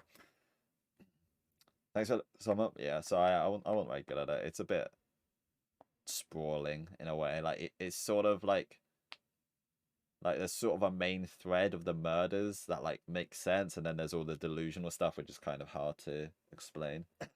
And he has this like waifu who he's obsessed with and fantasizes about, but she's like his little like mascot, not mascot, like motivator. And this also had an anime. Yeah, so the anime is like notoriously bad because the adaptation is like horrifically shit.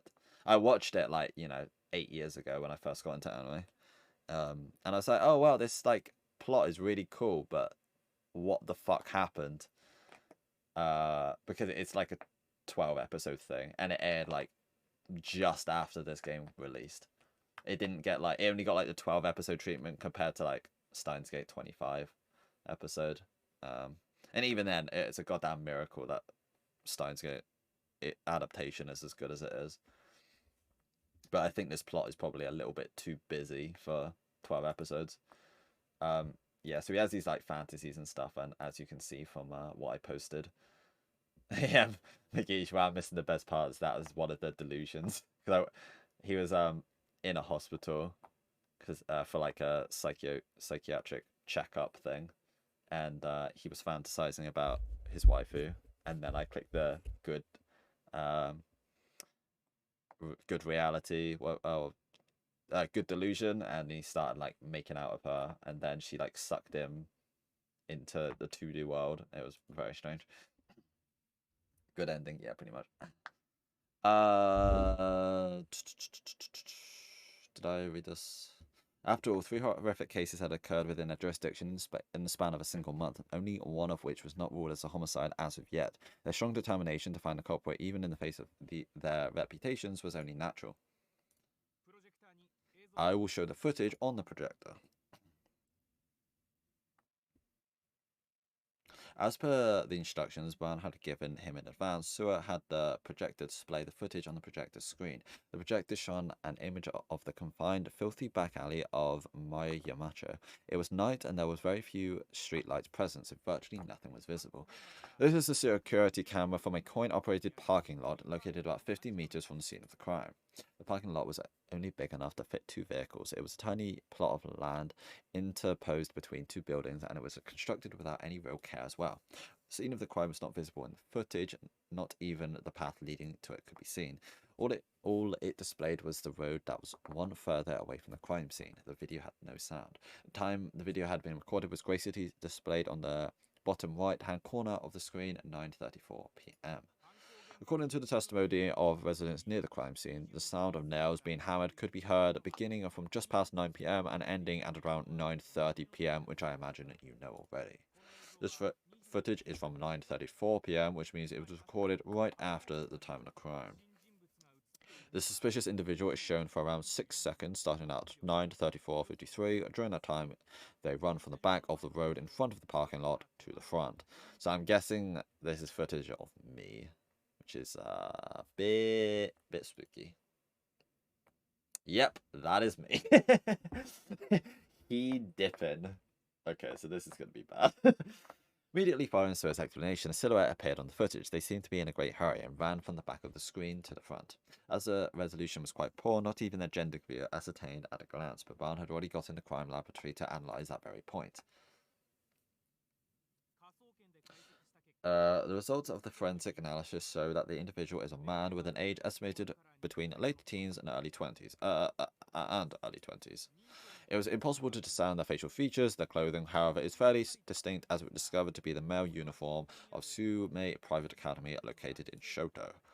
Also, if you would direct your attention towards the right hand, the image enlarged on the right hand of the suspicious individual, it appears to be grasping something. Upon playing the footage back in slow motion, we discovered that when he waves his arms while running, the light reflects from the object he's holding thanks to the lighting present in the parking lot. Now the good part man took over to his explanation. Judging by the shape, there's a possibility that it's the same kind of cross-shaped stake used in the crime. The detective continued to murmur noisily. A crucifixion culprit may be a high schooler. The proposition was fairly shocking to them. After all, it meant that the new generation madness moniker that the mass media had been pushing could actually become a reality. So the closest person we have to a suspect could be this boy, correct? Oh, that was somebody else. That would be the case indeed. Ban stroked the stubble on his jaw. It was a habit of his. Whenever he felt one step closer to cornering a culprit, he would always reach for that satisfying scraping sensation. That is all. That wasn't a question. So I took a deep breath and sat down. You're the worst, sir. I can't believe you robbed me of the best part like that. Ignoring Sue's grumbling, Burn once again burned the image of the high school boy into his mind. So you've finally shown yourself. Now I've just got to grab onto you and never let go. Give me some like L vibes from Death Note. Oh yeah, this is our fantastic room with all our waifus trolling.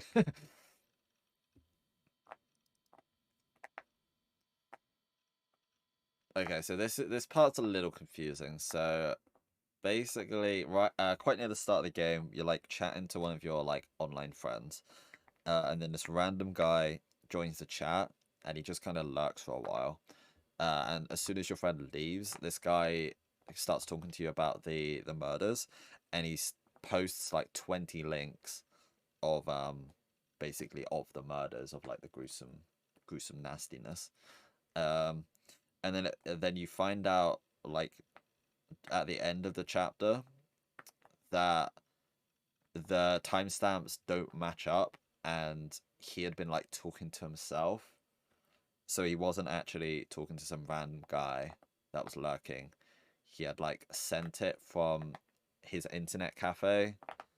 Like when he was at the internet cafe, he had like sent it to himself, but he doesn't remember this. So that's why he had to go to the hospital to like for like a psychiatric evaluation or whatever, to see if he had been like sleepwalking or whatever. Sure enough, the image Shogun had sent the image Shogun had sent was in my cache folder. 168491.jpg was its name, so that was the only one like he actually downloaded to look at.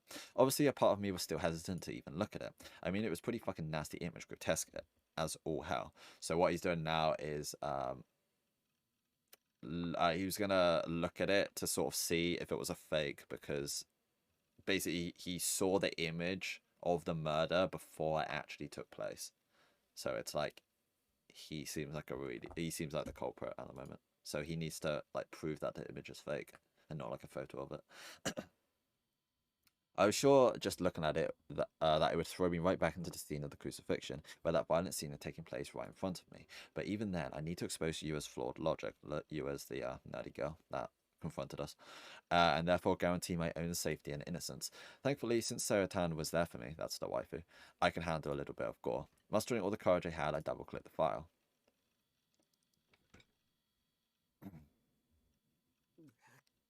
Yeah. God, it was so gory, but compared to the crucifixion scene I'd seen in person, it wasn't quite as bad. Telling myself that the image had to be fake, I was just barely able to stomach it. When I'd first received the image, I closed it immediately after looking at it once. I hadn't expected it thoroughly. This time, holding back the urge to vomit, I decided to examine the image in excruciating detail.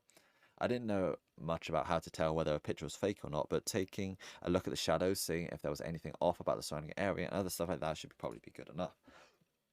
The only possibility I had in mind was that the photo had been taken in advance, and the crucifixion corpse had then been put on top of it using CGI. And then again, the day after Shogun had sent the picture to me, they had executed the crime exactly as they edited in the image. Thanks to the poor resolution and how dark the image was, I could only really see the stakes, leaving the identity of the victim unclear. Lodi was only hitting the area surrounding the corpse, yet something about the image was just begging for me to look at the crucifixion itself.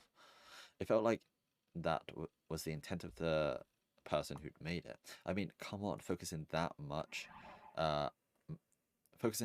light around a corpse was kind of overkill, don't you think?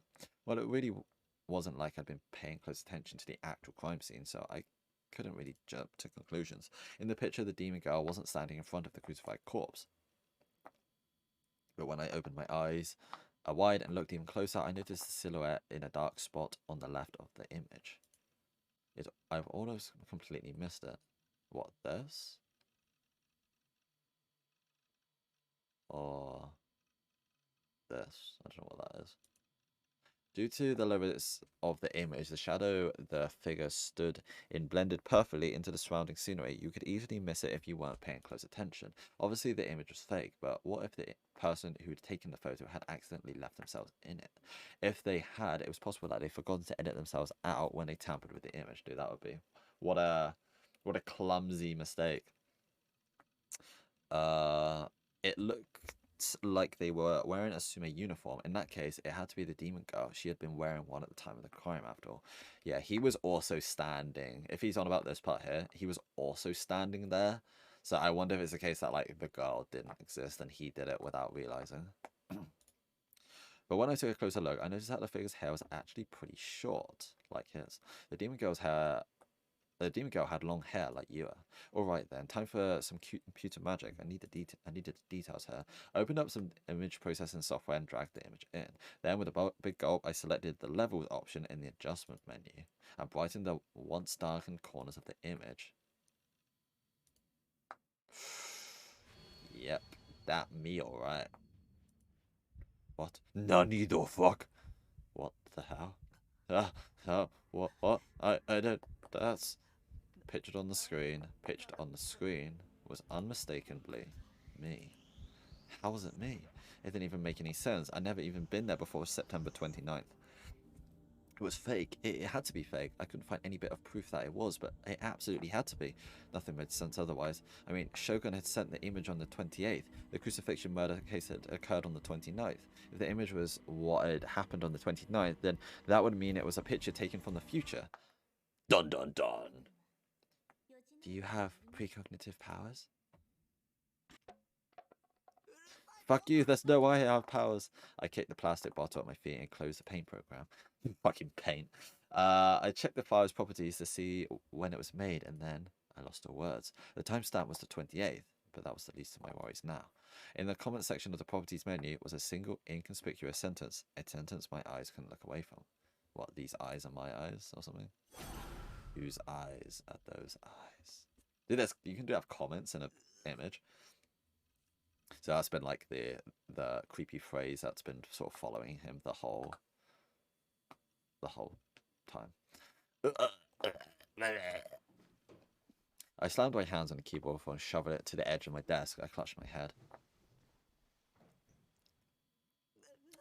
Save me, Sarah. I could barely hold back my tears. What the hell had I done to deserve a whole week of nothing but more and more insane bullshit? Why was I the only one that had to deal with this shit? Hang on a second. If they had someone managed to get a photo of me and then they'd edit it into this image of the crime scene, then that would either mean Shogun had taken a picture of me without my consent, or that he had somehow obtained my photo from another source. And considering how he'd suddenly entered the chat room and started talking to me right after Grim had left, he had likely been aiming for me and me alone from the very start. Yeah, literally. Shogun might very well have discovered my real identity. If that was true, then Shogun, the demon girl, anyone could raid my base at any moment, and then I'd be abducted. Yeah, he calls his little container his base. I felt a chill on the nape of my neck. It was the gaze again. There was something there, watching me. Don't look at me! Did you really think I'd turn around? I knew the rules of the game better than anyone. That it would take more than that to make me turn around game. Fear sent goosebumps all over my body, and I felt a strong urge to check that the door was locked, but instead of doing that, I just continued to stare at my monitor, as I was way too stubborn to let myself loose.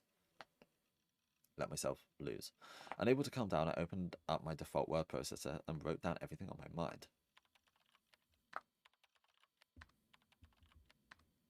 Demon girl equals cold-blooded murderer, has precognitive powers, Shogun equals demon girl underling, you are Shogun's underling. This has to be it. As I stared fearfully at the word demon, I began to wonder if the girl at the crime scene was actually a real demon. I mean, come on, she couldn't be human by any means. If she was a demon, she might have actually been able to see the future, and if she could see the future, projecting the scene from the future onto a picture via psychic photography would be child's play. It would line up perfectly with how she had somehow managed to carry out the gruesome crucifixion all of her own. Then she'd gotten her underling Shogun to send an image to me, a person who she'd know would end up accidentally witnessing the crime scene. I didn't know why she had done that. Maybe it was a threat. This will be you next if you tell anyone what you saw. Or maybe it was a death sentence. You're next. And if that really was what it meant, then I'm fucked. He could come and murder me at any moment.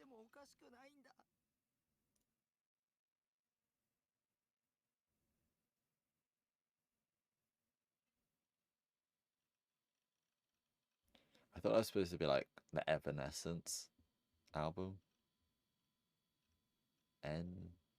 Angela Lover.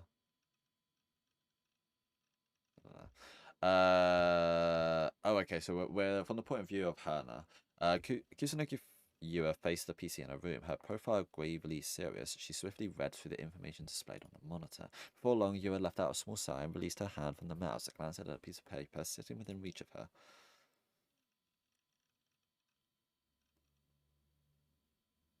It was the very same paper she had put before Nishijou Takumi the day before, the printout of the chat log between Neidha and Shogun. Nishijou-kun. Yua muttered a single name. The view of Takumi sitting alone on that Shoto Park bench appeared in her mind before she quickly shook her head to drown it out. Suddenly she looked behind herself in surprise. Just now, it felt like someone was watching me. Her gaze stopped upon a large, stuffed Gero Froggy enshrined on her bed. Wondering if it had just been her imagination, she tilted her head in puzzlement. Then she slowly rose to her feet, walked over to her bed, and fell onto it head first. The sheets smelled of the sun. The what? The fuck? How? It seemed that her mother had kindly dried the futon earlier today. Yura buried her face in that relieving scent, her gaze wandering about vacantly. Her room was very neat and orderly, placing her meticulous personality on full display. This especially applied to her large bookshelf, which was rather incongruous for a room sized about 13 square meters. It was packed tightly with countless books, leaving hardly any gaps.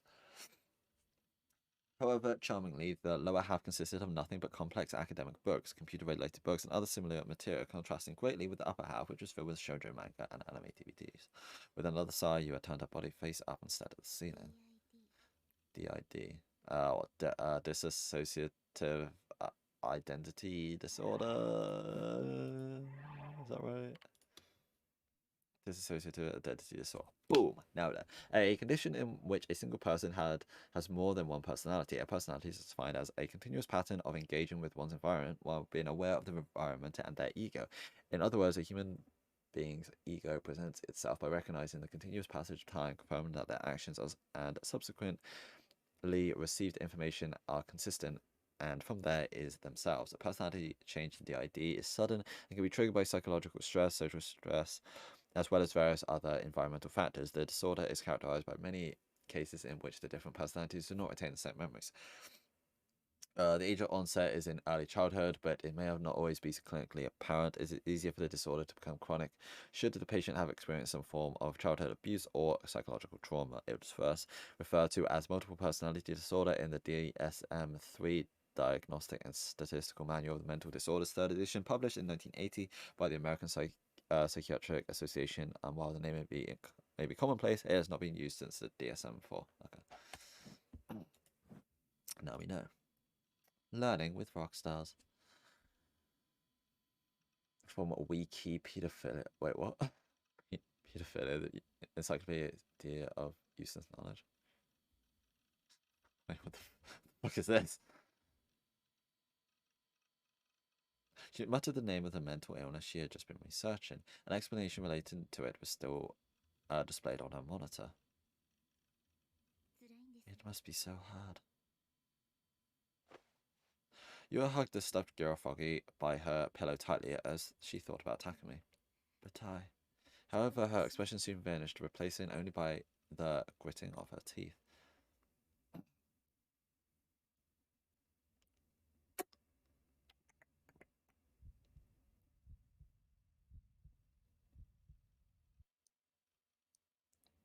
Miku.mp3. It hurt to breathe. All I was doing was looking things up on my PC, yet it hurt to breathe. I could feel my heart pounding harder than I ever had before, and of course the feeling that something was watching me would not go away. I was still just barely keeping myself from turning around, but I knew I couldn't do it for much longer. What the fuck is wrong with you? Show yourself, asshole! I cried out angrily at whatever it was. Surely it wasn't the demon girl, right? Oh god, what if it was? She could be using second sight or clairvoyance or some other demonic power to spy on me. The chills on the back of my neck were gradually growing stronger to the point where they were getting slightly painful, like jolts of electricity coursing through my body.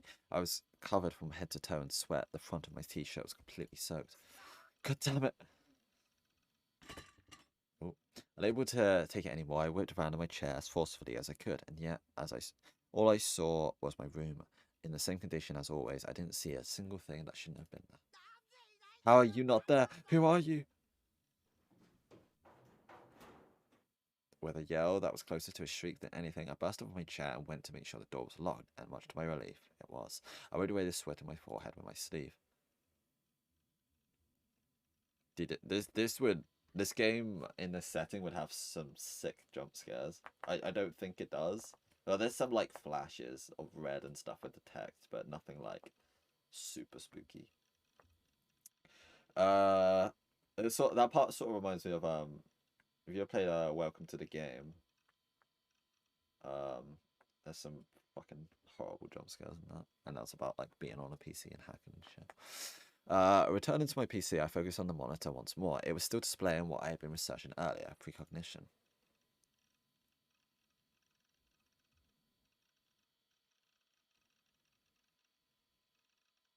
When I was a kid, I truly believed that precognition exists, that psychics exist, and if I was being completely honest, I still did to a degree.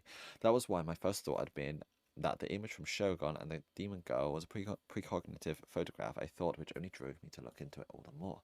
What if, maybe, just maybe, there were tons of psychics all over the world and I just didn't know? Back when I was a kid, when that bus accident happened, I'd managed something that had been pretty close to precognition. For that reason, I couldn't completely rule out its existence. But no matter how much I searched, all I could find was extremely dubious articles about the cult, voodoo shit, or whatever else. There was absolutely nothing that proved scientifically whether it existed or not. I think I watched some there. Yeah, I played it for like 15 minutes or something. And maybe like half an hour. It was way too fucking complicated. The shit you gotta do like is impossible to figure out on your own, especially with like being shit scared by so many jump scares. I just ended up watching like I don't think it was Jacksepticeye. One of those guys, those famous dudes that plays all the horror games and that does all the make sure he completes them and finds out all the sequence and stuff. Maybe it is him, I don't know. There has to be at least something. Those thing dudes, yeah. Growing increasingly frustrated, I violently tapped away at the keyboard. I couldn't deal with how anxious not having a concrete answer made me. Was the world really telling me to give up, to wait here, trembling in fear of demons that might or might not come? I couldn't stay sane like that. Of course, I would have vastly preferred to learn that precognition didn't exist, but regardless of what the truth was, I needed to know it badly. Pretty much out of options, I decided to take a look at Action as a cult build.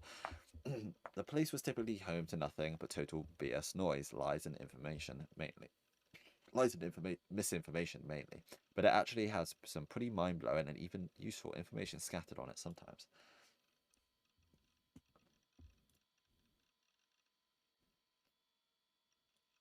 Biting back how frantic I was, I opened up App Channel. Then I clicked on the occult board and gave precognition a search, and when I did, precognition and prophecies, phantasm general, new gen, shittily predicting the future of Japan, Precognition thread 6. Number of dudes who want Feztan. Queen of Precognition to kick their shit in. The Messiah, FAS, Precognition, Discussion, Phantasmal. Oh, Phantasm. Precognition, fuck Phantasm, thread 11, more like Superstition. What do you guys think of Phantasm's prophetic songs like Precognition, IMO? Why Phantasma are literal murderers pretending to have Precognition, part 5. If you've had precognitive dreams, get your ass in this thread. Trolls, get the fuck out. Logging off to hear FAS's prophecies, Precognition, IRL, part 3. My search pulled up a surprising number of threads, about 30 of them. Was precognition a hot topic on our channel at the moment? The Garber checked the thread titles one by one. Phantasm, FES. Most of these threads contain those two key words. In addition, new gen discussion had also wormed its way in, with lots of unsettling terms like prophetic lyrics and murderer being used. Having never heard of Phantasm before, I went to Google them. Apparently they were a Shibuya-based 4-piece gothic punk band that had been doing live concerts lately. Dude-based. It's like The Cure. I guess that wasn't a punk, was it? They were so popular, in fact, that they were completely dominating the indie music scene, with a female vocalist known only as Fez. Anyways, to check whether it was related to precognition or not, I clicked on the thread at the top titled For Knowledge and Prophecies, Phantasm General, New Gen 43, gave the contents a brief skim. Alright, calm your anonymous preface, Sage. Calm your tits, everyone. But yeah, let's all go to the concert Sunday. Those who do enjoy FES, I'm just going to Fez Summer's Black Mass, without letting any of it go to waste. Miss out and you'll be getting the crucifixion treatment. Laugh my fucking ass off. I read the lyrics, but it still feels like a stretch. The phrasing is vague as shit. There's no way any are actual prophecies. If I'm wrong, though, have mercy on me. Crucifixion, killer law. Calling it precognition or a prophecy or whatever the fuck is taking it way too far, Lamau. This ain't Nostradamus, so how about we just sit back and enjoy the music for what it is? Fez's stuff ain't bad lyrically, but I definitely can feel the new gen connection, to be honest. Everyone always talks about Fez. Rip the composer Rio. Poor guy's getting no credit. Hey, is that like Rio, like Supercell, that did like loads of Miku songs? Also Denko. Feztan's lyrics forced me to find the meaning of life. It's a trap. Feztards are total shitters, Lamar. Well, to be honest, what was the thing that just came up? Sheep. A derogatory term used to refer to those who blindly follow their leader or shepherd with that question. Was that the one that was just yeah, I guess. So well, to be honest, I want to be insulted by Fez Summer in that chill voice of hers while she grinds her boots into my ass over and over until it feels like my eyes are going to fall out of their sockets. It would feel so intoxicating to stop on the edge right at the last moment, and so erotic as I wonder if she'll spit on my face or not. No matter what you think, I want Fez to just take a knife and cut open my throat, ending my life. I want to breathe my last breath as she says to me, "You're an eyesore." Feztan is my waifu. Take that to the BDSM thread. Also, Fez is my waifu, actually. Stop bumping this shit. This is what you guys mean by new gen prophecy stuff. O servant, revealed by the light of the moonlit night, connected to the phantasmal paths which led to this place. Little do they know their screams will soon turn to silence, and repose shall fall upon us as we link hand in hand within the wind. I wonder if that's that sounds similar to like the group suicide thing. By the way, I say fuck Phantasm, like Lamau, their fans are terrifying. Do you think they were all brainwashed? Lol, now you get it. Oops, sorry. What came up? Brainwash. What? Why would you have to? Some of these are like crazy. Like some of them are like no shit. They're like okay. So which ones would like common knowledge? A candle. I feel school swimsuit. Who does these socks? Like trolling. Like I don't know. Like I feel like people who would decide to play this game know most of these. I mean, there's only been a couple that have been like either specifically Japanese or just outdated as fuck. Dokyun was one that I didn't know. RMT. Oh yeah, no, he explained that. This one, like, nobody uses it. A sleeper keyboard or like away from keyboard. Oh no, that's AFK. Yeah. Grill. It's just go. Amazing. No pan twos. That was like, that made sense in context. Creepy pasta, bait and switch. Like, don't worry. PTSD. Like, what? For the win. Shut the fuck up. OMG. Wars. That's a good one. I love wars. Lol, now you're gonna get it. Don't leave the lyrics down. That's what a brainless troll. Those lyrics. Yeah, see, I said this. Depending on how you interpret it, they could be seen as referring to the group dive. Yet those lyrics had been released 2 months ago, which meant they couldn't have been written until after the group dive had occurred. Is this precognition? I mean, they could have just all been into that song and decided to like, reenact it. Could it just be a coincidence, or could Phantasm be yet another one of those Demon Girl underlings? I read the thread in more detail. I need to find out that each of the 3 new gen incidents had all been prophesized by Phantasm's lyrics. However, the lyrics for the songs that supposedly prophesized a man-child and crucifixion incidents had not been posted on our channel. Apparently, uploading them online was viewed as a taboo of sorts. The philosophy seemed to be, if you really want to know, you just go to the concerts and buy an album yourself. Dude, fucking based. Regardless, there was a great number of people online trying to predict the next new gen case based on the songs Phantasmal had performed thus far. And apparently, ever since new gen kicked off, Phantasm's albums have been completely selling out. Yeah, Steins Gate does the same because it's these games are deeply rooted in like weeb and otaku culture, like so there's just so much slang, and if you don't know it, then it's actually really helpful.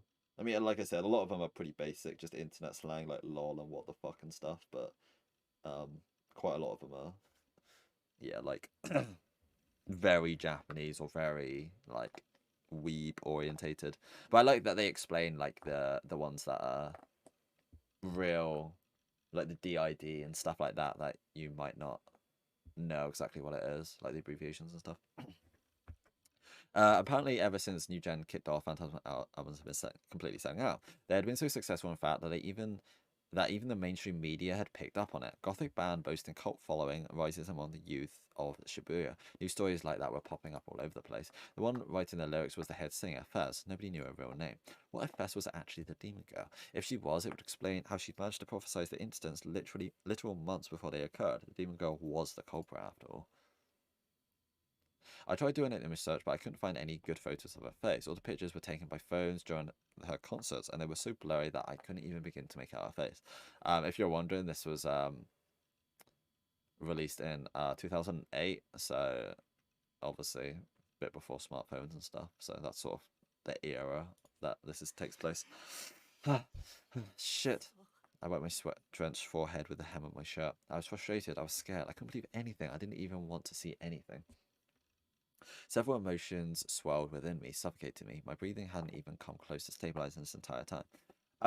Did you ever get around to finishing Kato Shoujo, by the way? I remember you said you started it a little while ago.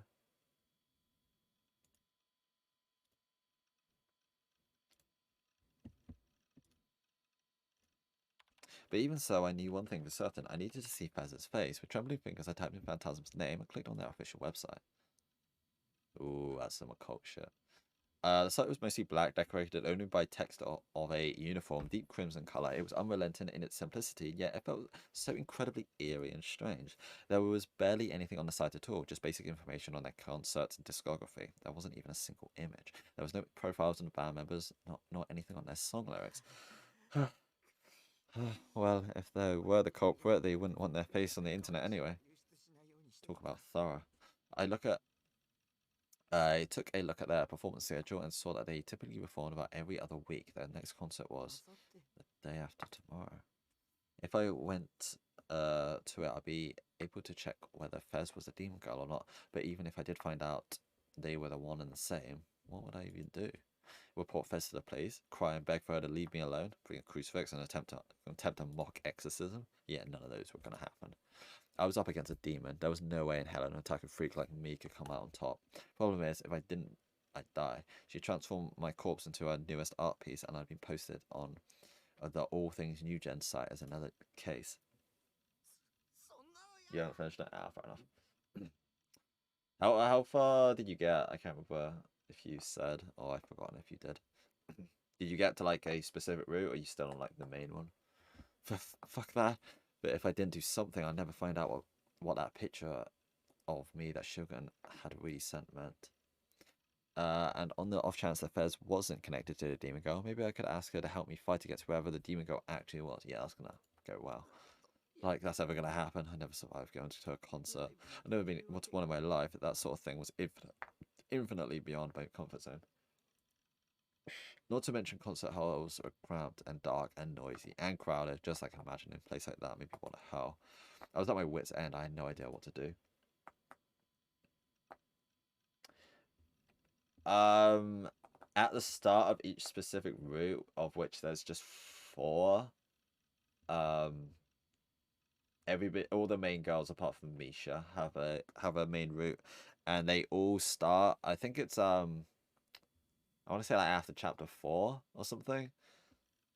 You'll get a little animated video, like a 30-second like anime style video, and after that you'll be on someone's route, and then it heavily focuses on that character, then you can go romancing them.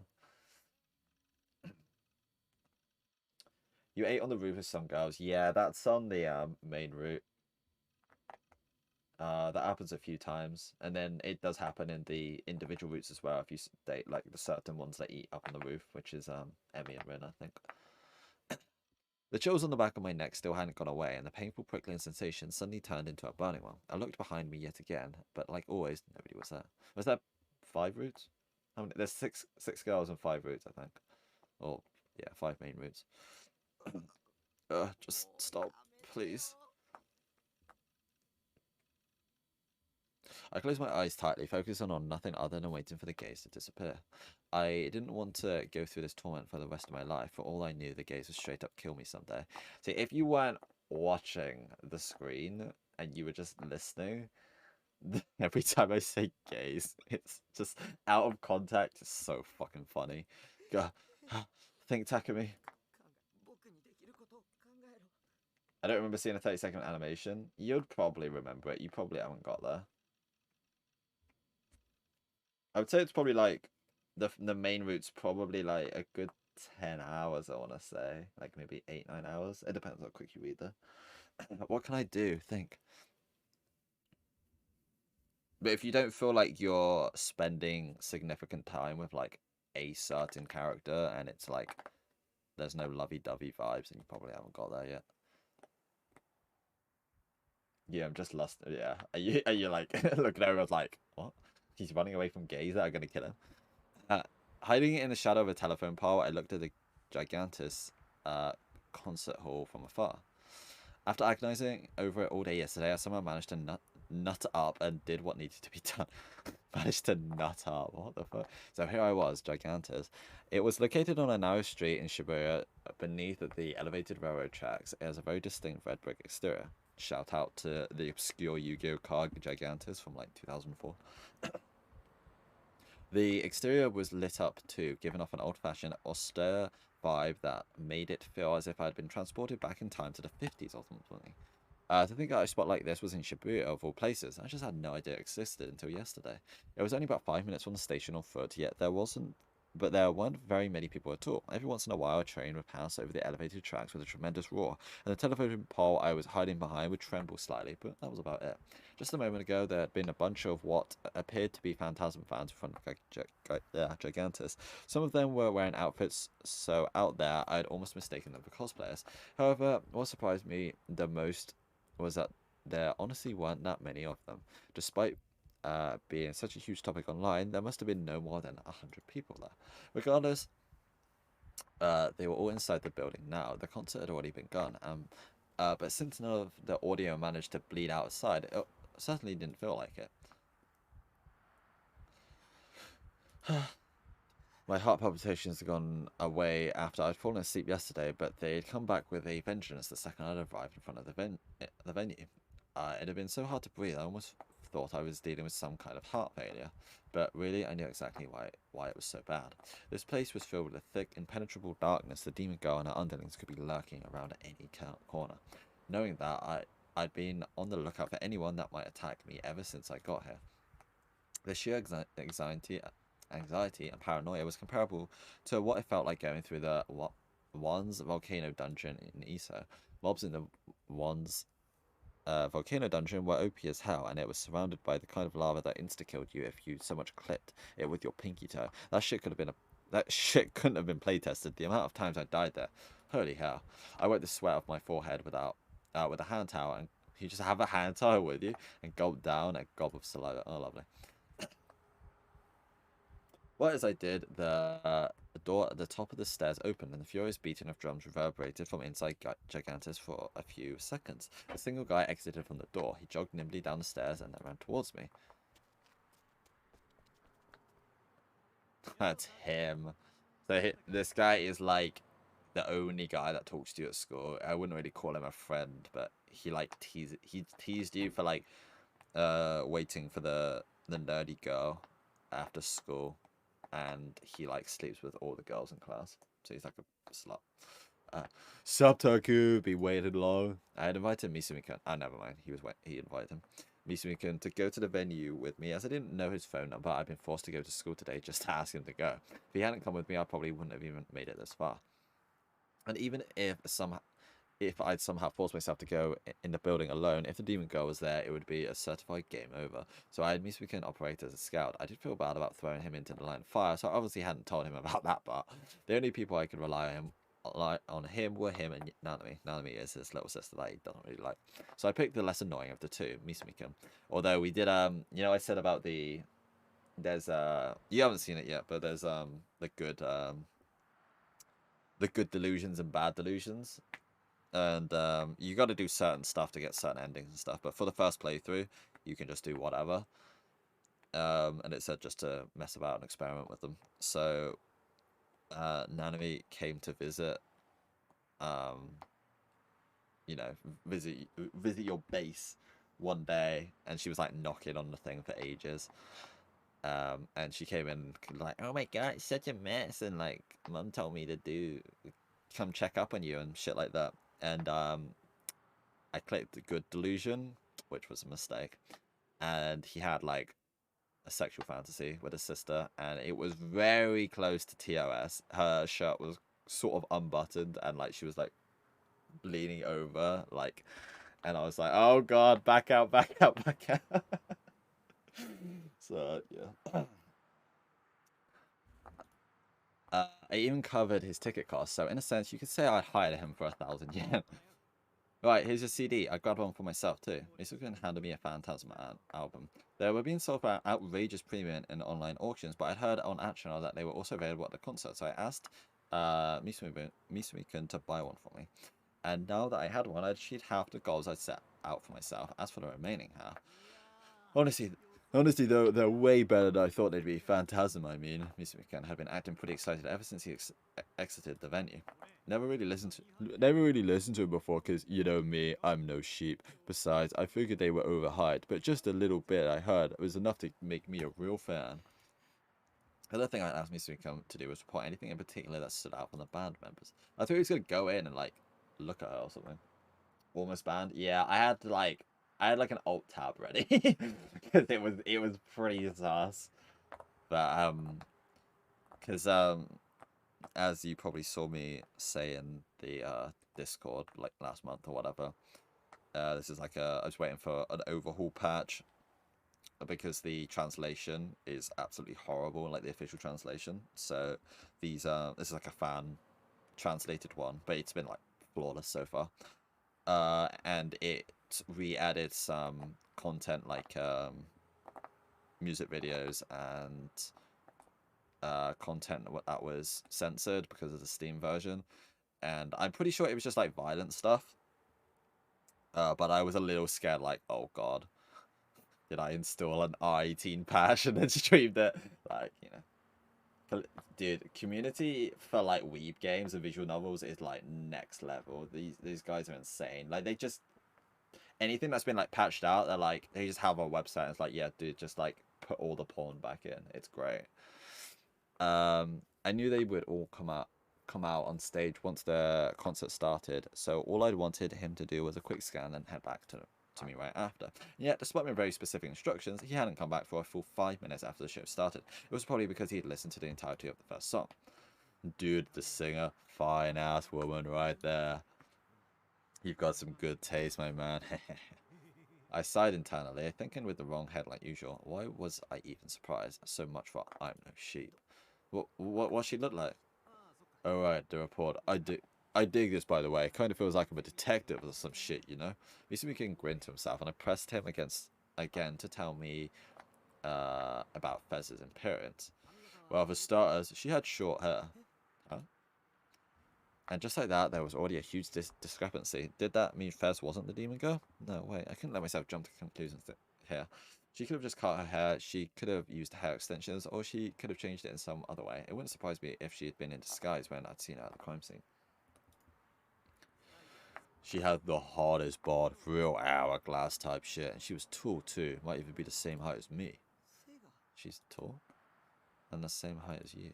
Misuko and I were about the same height, which meant Fez was probably around 170 centimeters tall. Pretty tall for a girl. But I hadn't gotten the impression at all when I encountered the demon girl. My memories from back then were hazy, but I still felt like the demon girl had been shorter than me. Yes, another thing that didn't line up then. Anything else? Oh yeah, she had this real aloof vibe to her. Too cool for school type thing. I know who it is. I know exactly who it is. We saw this dark-haired girl. I think she had short hair. Maybe she didn't. I don't remember. In the school hallways once, and she like stared at you, but like, and she's like said something. He was like, "What's your name?" or something, and then he just ran away, and we never saw her since. So I think it's her. The way she spoke had a big part in that. She's the kind of girl to talk in whispers, and since with these games, you can kind of tell who's a main character or not, because if they have a character model, they're probably like a reasonably big main character or reasonable character. And if they don't, then they'll just throw away. That's for the tits. She didn't have much going on, but that goth outfit more than made up for it. It was crazy how hot it was. Not bad at all. Not bad at all. Oh god damn it, every single word he said was completely fucking useless. Then again, I'd only gotten a quick look at the demon girl, so I couldn't exactly list her features. This plan was probably doomed from the start. But anyway, since you're so interested in Fez, you really ought to take a look for yourself. Let's hit it. Let's hit it, excuse me. Excuse me. Uh-huh. Misui again began to push me from behind, forcing me up the stairs to Gigantus. I desperately tried to fight back, but Misui was stronger than me. I couldn't get away. Wait. You want to see Fez's face, right? Come on, be honest. Holding around with another chick's a big part of a man's life, Taku. My boy, you're finally becoming a man. What? Just pretend that glasses girl you went home with the other day doesn't exist. I'll be forgetting about Tanaka tonight myself. Well, what the hell was that about? What was he talking about? I tried to stand my ground and fight back, but to my horror, I realized that I was already at the top of the stairs. While it was only the second floor, if I were to step and fall, it would hurt like hell. Just a thought, maybe stop resisting as hard. And in that moment of weakness, my entire body weight was sent crashing through the door and into the venue.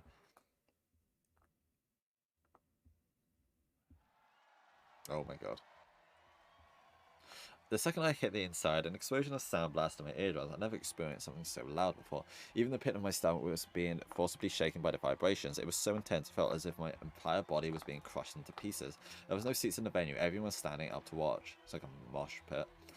They were all rocking their bodies in the rhythm with each other, shouting "Fez, Fez, Fez!" as their fists shot up and down. Still nowhere near the level of a Wotagai performance there. A unique cheer or performance that a selection of fans enact at idol concerts and other live shows. So, some performances include very intense physical movements, with each and every one using the movements having a specific name to them. Fans in an audience performing Wotagai in perfect coordination is a sight to behold. I'm guessing that's like when they have the glow sticks and they're like all in sync. This guy's gonna die predicted right here what your friend, quote unquote friend. The heat was devastating, made me want to vomit. I might have been an attacker, but I was definitely not the type to obsess over idols or voice actors. Honestly, I hated this kind of atmosphere.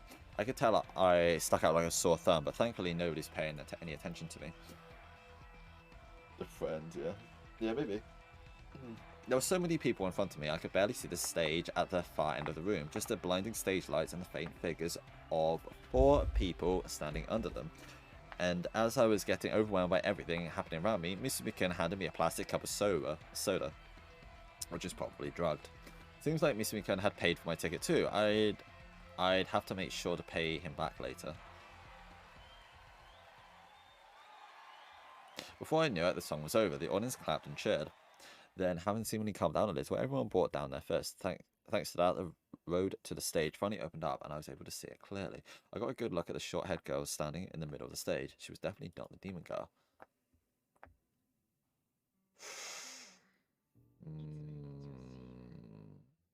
Doesn't look like the girl at school, but maybe she's got a wig on or something. I don't know. Your tune is better than usual today. I can hear your voices clearly. The world is very translucent. The voice coming through the amp sounded nothing like the demon girl that had said those cryptic words to me.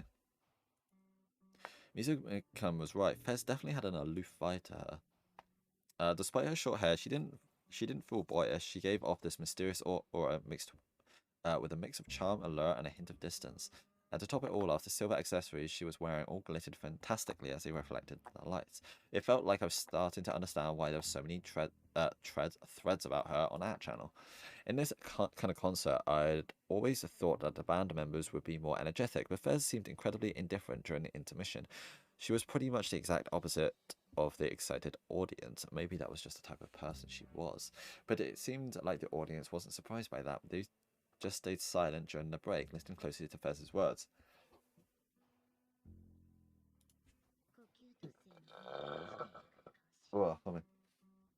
Perhaps it is that the gate to Cocytus, I said Cocytus, had been closed. In Greek mythology, it is one of the 2 rivers located at the entrance to the underworld. The name translates to the River of Lamentation. The dead cross the river in order to enter the underworld. Oh, dude, that was at the start of Hades. I'm sorry, what? Cocytus? What kind of language are you speaking? The world's equilibrium has been maintained for millennia since the birth of the greater will. However, now it is crumbling. It is so very unstable. And thus I shall sing. I shall accept your chaos. Oh, I guess they were a goth punk band, so the band's members probably had characters that they played. Maybe it was an easy way to win over the hearts of fans, just spout some random nonsense that hinted that it might mean something, giving it enough mystique to keep people engrossed. So speaking of mystique, Fez was holding something strange in her hand. In her left hand was a plain old mic, but in the other, she was holding some sort of weirdly shaped mic stand. It looked kind of like a sword. Was it the stake? It was shaped so elegantly, it felt sinister. It looked so sharp that if you even so much gazed at it, it would slice your finger in two. It was huge too, as tall as a pheasant man. Okay, never mind.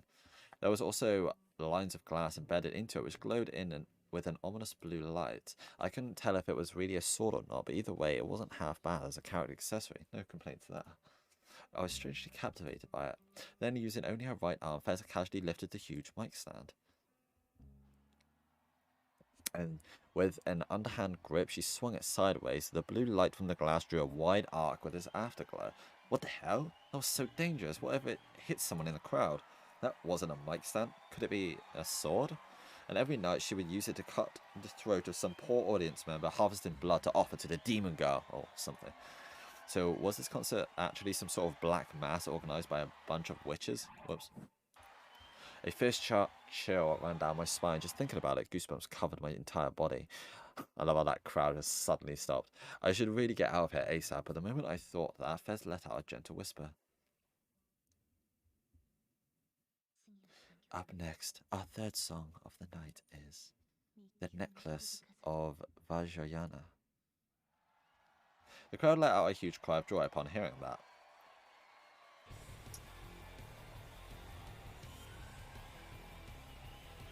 Oh, hell yeah. A moment later, the members of Phantasm all started playing, and a second flood of sound poured into my ears. A thunderous roar came from the speakers, a roar that felt like it was going to blow out my eardrums. How had these people not gone deaf yet, hanging out in a place like this all the time? You're supposed to bring earplugs, right? Oh, dude, we got an actual song. Looking to my side, I noticed Musumika was fully into it, pumping his fist in sync with the rest of the audience. The intro ended, and Fez began singing. When I heard the lyrics, I swallowed hard. Oh. She was singing the prophetic song that had been posted all over at channel.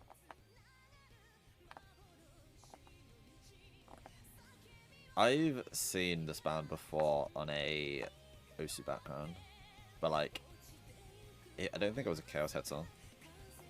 It was a dark piece that didn't feel the slightest bit optimistic. Even its melody felt like a religious, I don't know how to say this, psalm, and the lyrics definitely didn't help.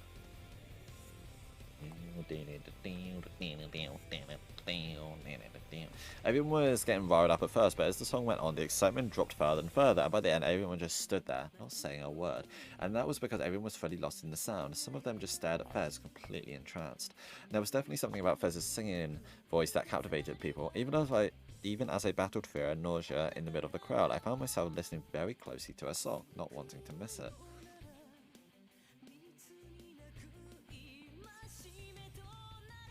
Goosebumps sprang all over me. For a moment, it felt like the air itself had frozen over.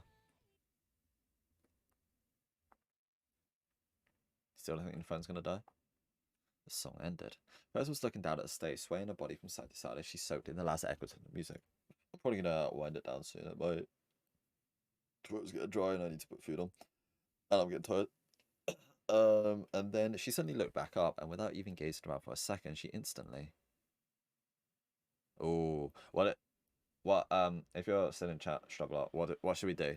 So we kind of do a good delusion, a bad delusion, or just reality and see what actually happens. Or anybody in chat would like to give a suggestion. It doesn't matter in terms of the pathing or whatever. Oh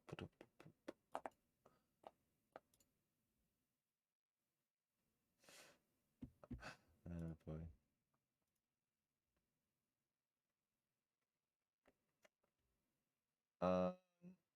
Wait. Bad. All right. It wasn't like she had just glanced in the general direction of my eyes, or she briefly made eye contact with me or anything like that. Fez was blatantly looking right at me. I'd even go as far as to say she was staring at me, fixedly, as if evaluating my existence, as if searching deep within my heart. Her gaze was all too intense, and yet, somehow, she seemed a little sad.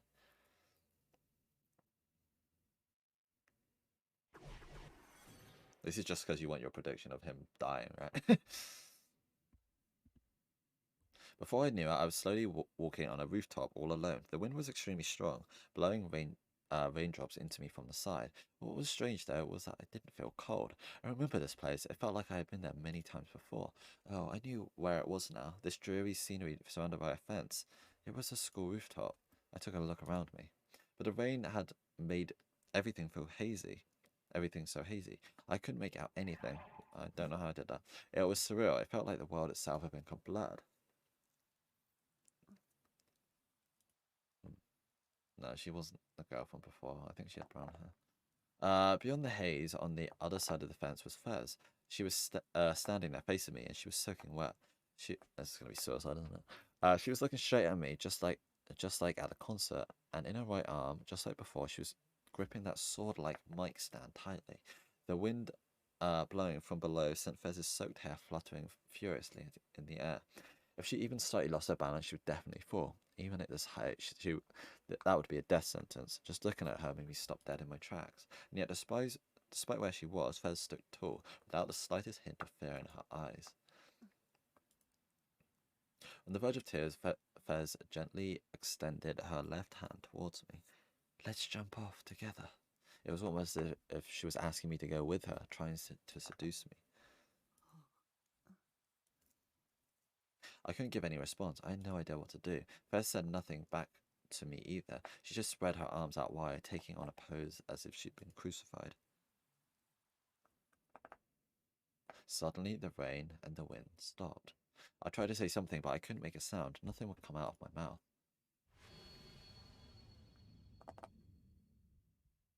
Fez's body slowly tilted backwards. Everything seemed to be happening in slow motion. I tried to reach out towards Fez. I think you've just killed me.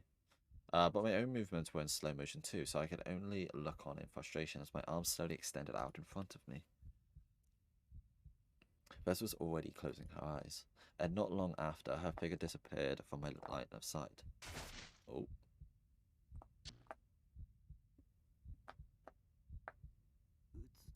God, that's depressing.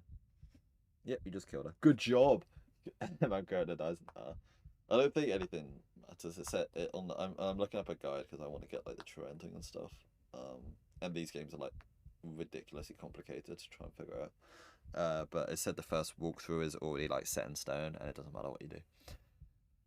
I've been getting lost in my own delusions as usual, but it's all gone pretty south pretty quickly. Well, that was just goes to show how strong the aura Fez gave off truly was. She sort of had a sense of ruinous beauty to her.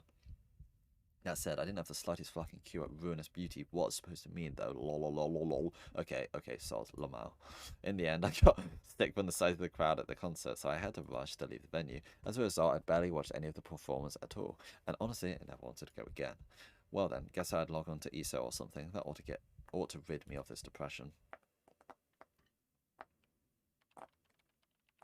To me, ESO was my life. It was my happy place, a breath of fresh air that let me forget all about the real world. As long as I could immerse myself in ESO, I could forget about all my troubles. I could stop being me and instead wander Baselard as Nadehart. But today, for some reason, Nadehart was a little off. Yes, I knew that he relied entirely on my inputs on my decisions, but somehow I found myself struggling to pull off things that I can normally do with my eyes closed. This game was supposed to be a breath of fresh air, but today, the more I played it, the more irritated I got.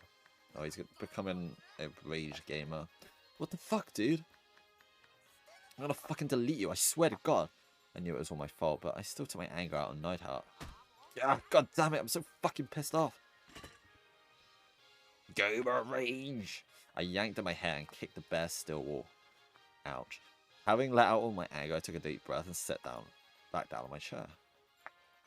I stared vacantly at my monitor. Neidhart was just looking there, facing towards the gates of the city of Shangri-Lu. Not Shangri-La, Shangri-Lu. Free off my control. His back was facing towards me, just as if it always was when I fought enemies, and of course he was at the maximum level. I wonder what level I am. Had the human known as Nishiju Takumi leveled up even slightly since he'd started playing ESO? No, so since he'd been born? If I had, then why was I still so bad at talking to people, even though I was nearly an adult? Why was I a borderline shut-in? If I didn't log in as Neidhart for weeks, would he also turn into a shut-in like me? Whose eyes are those eyes? I suddenly remembered those words as I stared at Neidhart's back. I was mildly interested in what Neidhart would do when I wasn't controlling him. So figuring I'd observe him for a little bit, I left my keyboard alone as I ate some chips.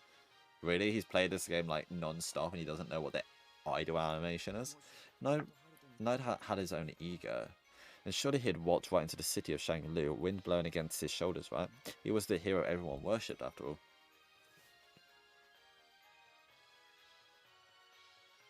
I don't know. Hey, Neidhart, I'm always looking at you, you know? What do you think for this one? Good, bad, or reality?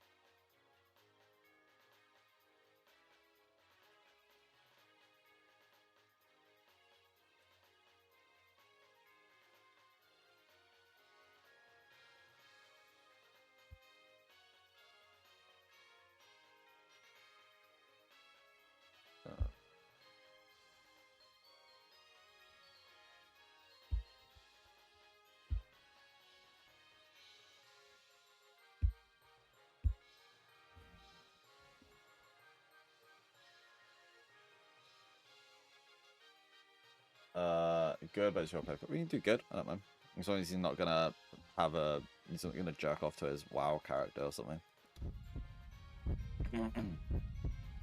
Hey Nightheart, I'm always looking at you, you know? You aware of that?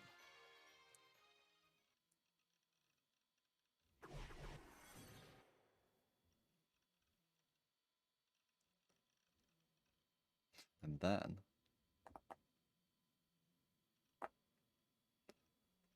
let's go to the 2D world. I hadn't typed anything yet. Nightheart still spoke. Thinking it was just an optical illusion, I rubbed my eyes, but the message was still there, displayed in the chat. Go to the 2D world. What was that supposed to mean? Even you can be a hero. We'll fight together. Are you talking to me?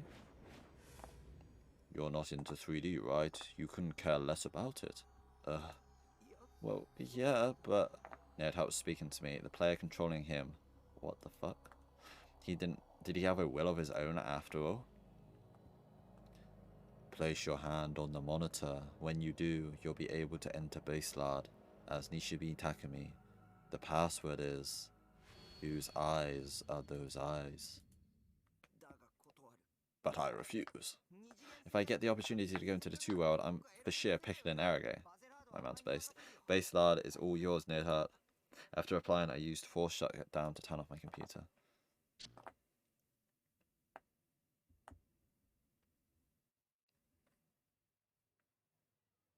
Right, I'm gonna quickly turn it over now. I'll be back in 2 minutes.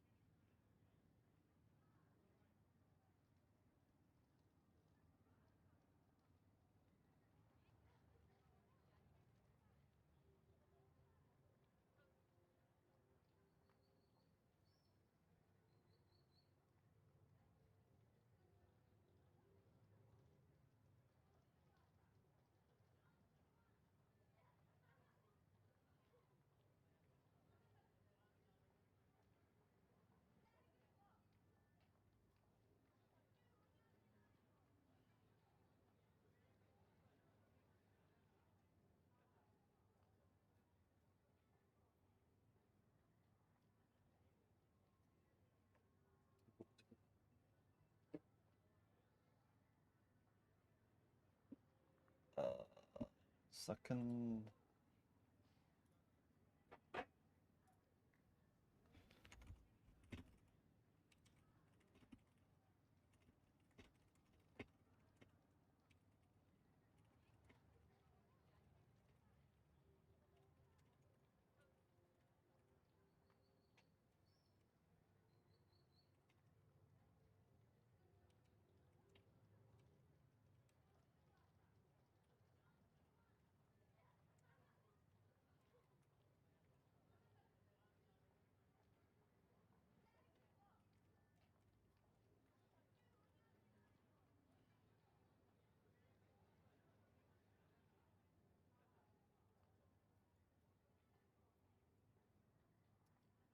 Right. I reluctantly decided to go to school today, but before I knew it, I found myself going to buy a phone with my little sister. Oh, this is happening. Okay. This was vaguely brought up when she came to the apartment. And he said he didn't... Shut the fuck up.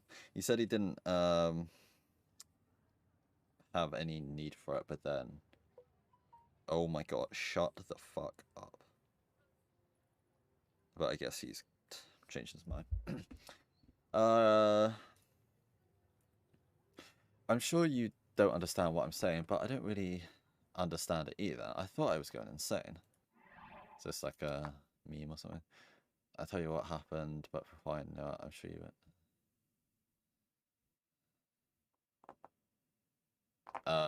It's from Jojo. Okay, we don't care about Jojo here. Huh? What are you mumbling about, big bro? Oni cat? Well, either way, I asked you about what you think of this one, so what do you think? I'm gonna turn the music down a little bit. There's like hardly any music, but when it is, it's way too fucking loud. There we go. Do a little quick save. Do a little manual save. Oops. I think I want to go home. Besides, how many times do I have to tell you that I don't need a cell phone? God, it hurts having a sister this brain dead. When I go to school today, Naomi had made her assault right in my classroom after happily saying, "Wow, you actually came to school today?" She ordered me to go out and buy a phone with her once school was over. Once the bell rang, I tried to escape without her noticing, but I'd forgotten how quick Naomi was on her feet. So after being chased and easily caught up to, I found myself being dragged all the way to the front of the station. I didn't want to go anywhere near the station, but I felt like I felt like that the whole way there, even though I already felt like I was going to throw up. Nanami, though not giving a damn about what I felt, was busy admiring the many different models displayed in front of the store. I tried to wrap my head around why exactly Nanami was so insistent about getting me a phone, but I just got a headache instead. Here, look at this one. Isn't it such a cute color? You should get this one. Since she was asking for my opinion, I gave a simple reply. That's fine. Actually, it might be a bit too cutesy for you. It doesn't really fit you, you know? See, it didn't even matter what I said. That would happen regardless. I completely lost track of how many times I said, that's fine by this point. She would ask my opinion, but she didn't actually intend to listen to it. This was actually why 3D Girls sucks so much ass. No, not in a good way. Is everything okay on your chat? Are the crowds getting to you? How about we take a break at McDonald's? McDonald's, the fucking prime hangout spot for Dokians. That place was hell incarnate. I violently shook my head. No. Gotcha. Well, hurry up and pick one out then. The problem is, I'm still mixed between this one and this one. I sighed, deciding to leave Nanami behind and go home. While Nanami intensely examined the array of cell phones, I took my chance to step away. Based. Right as I turned towards 107, I saw something so strange it stopped me dead in my tracks. What was that? Across the crowds of people on the stairs to 107 stood a girl that stuck out like a sore thumb. I was gonna say, is it the yeah, what's her name? Fez Tan. The colour and aura it gave off felt something similar to the mic stand Fez had been using at a concert. In fact, I'd say it's perfectly fair to think of it in the same vein. But even then, it was still one massive sword. It might have been even longer than Fez's mic stand. To my surprise, the girl was wearing a sumo uniform. I couldn't make out her face from this distance, but despite holding on to something so conspicuous, the girl seemed relaxed as she could be. She simply watched the people walk down the street from the top of the stairs. Talk about bravery. I was seriously impressed. I couldn't believe she was walking around smack in the middle of Shibuya with that massive toy sword. It must have been one hell of a humiliation fetish. Was that sword a cosplay prop from some new anime? Then again, I was pretty familiar with all the anime that were airing. Was there really a series with a sword like that? And it slipped onto my radar. Of course, walking around Shibuya holding one would be too much for me, but the sword itself was pretty damn cool. Kind of wanted to get one, honestly. I wonder if I could get one in Akiba. Even better if I could order it online. Big bro! Oh, Jesus Christ. I was suddenly struck with an elbow to the back. Oof, the pain almost made me black out and collapse on the spot. I turned around to find Nanami with her hands on her hips, sullen as could be. Were you trying to run away from me? I know I took way too long to decide, and I'm sorry for that, but that doesn't mean you can just go and leave me behind. Don't you realize how mean that is? I lazy shook my head from side to side. You big jack, I hope your phone hits you with so many EM waves that you die of kidney failure. Jesus Christ. Calm down there, girlie. The fuck was her deal? Now I feel like an idiot for trying so hard to pick the right phone for you. So I'm not even going to try anymore. The same model as mine is good enough for a jerk like you. Nanami forcefully grabbed my arm. I'll make sure you sign the contract today if it's the last thing I do. And until that phone's in your hands, you're not going anywhere. I get it already. Let go of me. Okay then, hurry up and move your butt. I didn't have a clue why Nanami had gotten so worked up. She really was a pain in the ass. That's all, folks. In the end, Nanami picked out a model with ease, as if she hadn't just spent 10 years trying to choose. After spending around an hour on the contract and other technical stuff, I tried to... An hour? Fucking hell. I tried to finally head back home with my phone, but Nanami stopped me. I set your phone up for you, so why don't you stop by McD? Without waiting for a response, she grabbed me by the back of my collar and started dragging me to the nearest McDonald's against my will.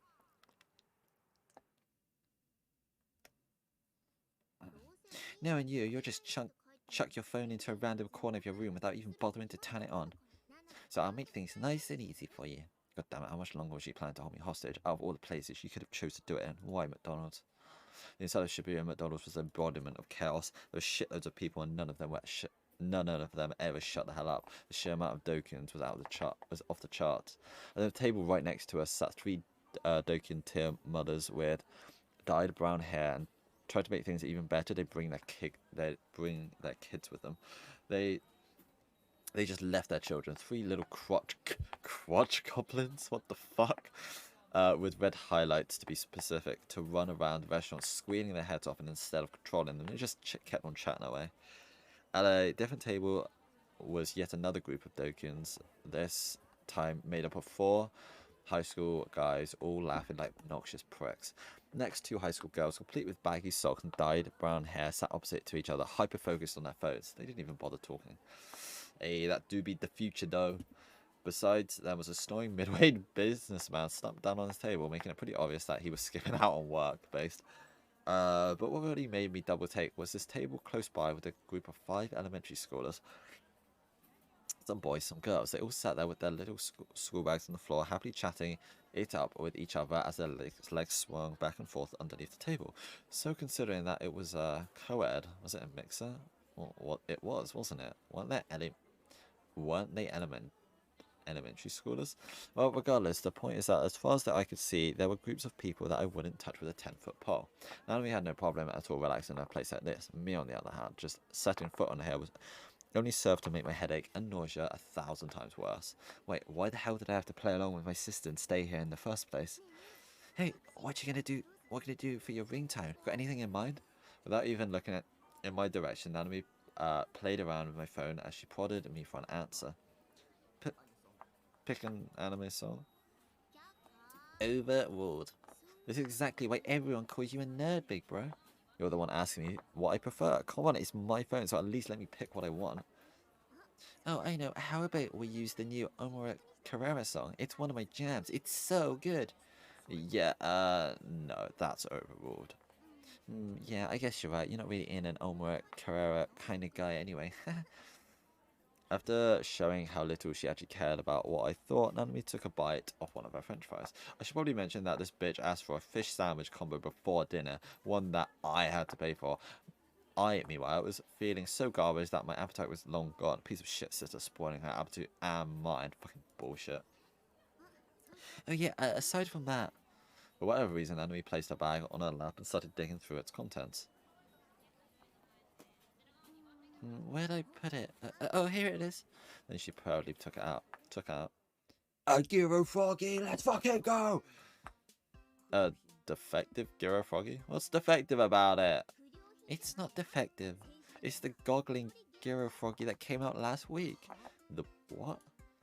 You don't know it? You really do live under a rock. They release a new Gyro Froggy every Friday.